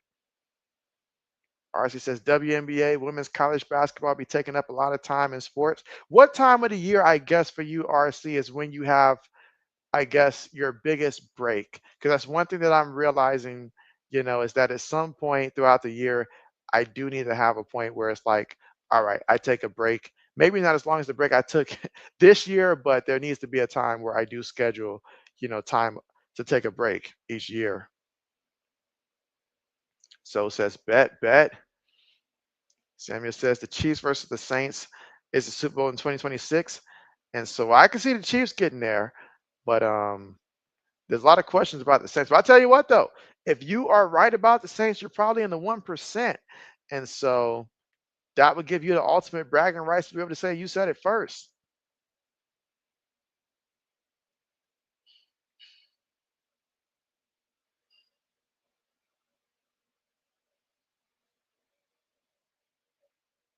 All right, Samuel says the Chiefs versus the Detroit Lions Super Bowl. I can't even say Detroit this year. Like last year was their year. They went and lost 2 coordinators. Take it from a fan who watched his team, create a dynasty, 3 Super Bowls in 4 years. But what happened? We lost both of our coordinators, and it took a while before we finally got back to the point where we were consistently going to Super Bowls, and we were getting to Super Bowls and winning it and stuff. But once we lost our 2 coordinators and Charlie Rice and Romeo Carnell, it took us. We were still competitive, but it took us a while before we were really, that deep, that threat that we became again. So it was almost like having 2 eras of greatness during the Tom Brady era during that time. So that being said, losing your coordinators is really, really big. So we'll see just how much does that impact Detroit. And I'm not saying they're going to fall off a cliff or nothing like that, because they still got a lot of returning talent in key places. But they could very well be a team that, wins 9 games, 10 games, something like that. That could very well be it. And then just make the playoff as a wild card, get knocked out. That could very well be it. But to get to the Super Bowl, I got to see how this new coordinator stuff works out. RC says, JB, do you think I should change my name if I'm going to incorporate Notre Dame football, Irish football into the channel? Well, if you're going to do it on your channel right there, I don't feel like it has to be a major change there.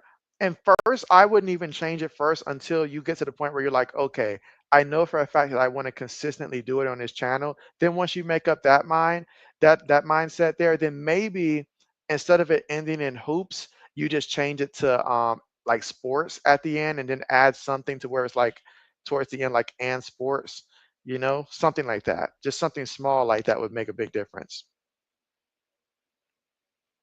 All right, Samuel says the Chiefs and the Eagles back in the Super Bowl. Now that could very well be the case. That could very well be the case. That would irk JB to see both teams get back there again.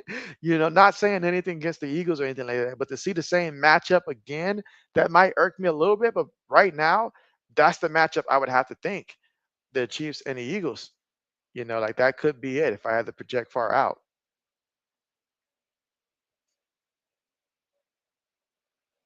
Or she says, or can I just do it irregardless of the name? You can honestly do it irregardless of the name. You really can, irregardless of the name. The name is just what's going to draw them there. But yeah, you're just testing things out there. Your title, I guess, can't cover every single thing you do. So you got the main point of it. The point is your title covers the main point of your content. I don't think you'll be covering Notre Dame football during their, like downtime during the off season, just mostly during the season. So I don't think it's a must to change the name.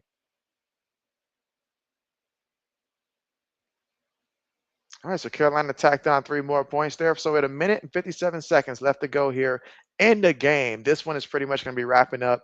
Cleveland's going to go out there, run out this clock, and that's going to be a wrap.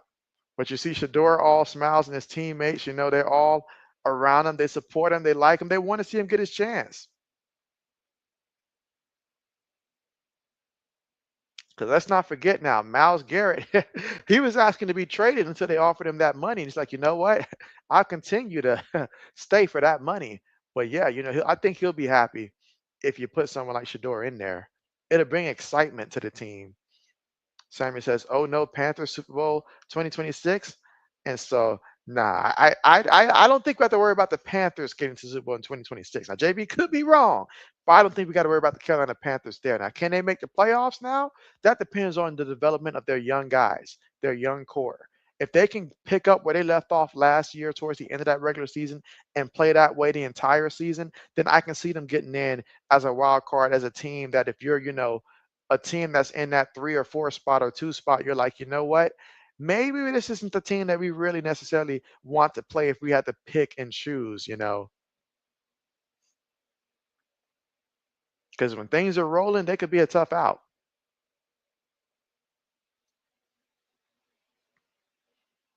All right, so the return here, okay, brought down at the 21-yard line. There is a penalty.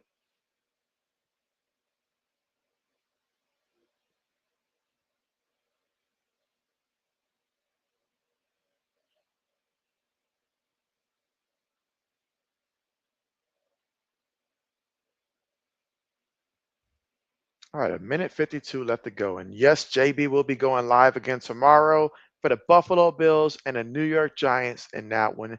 And so that will be JB's final stream of the weekend and stuff. Sunday, I'll be doing stuff with the wife there, so won't be streaming Sunday. So Saturday will be the last one here. But of course, week 2, JB will be back for that one.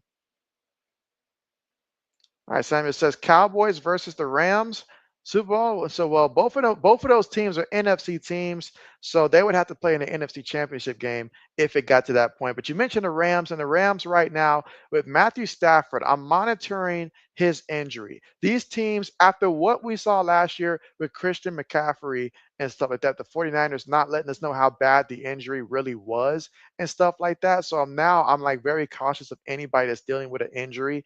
And so Matthew Stafford, they say he should be ready for week 1, but I heard the Niners say a lot of things last year too. So teams don't always be honest about their injuries. They try to downplay it. But we'll keep an eye out for that. But if they can be fully healthy this year, they can be a team that, like last year, they were a true threat to a team like the Eagles. So they're a team to keep an eye on, this year as well.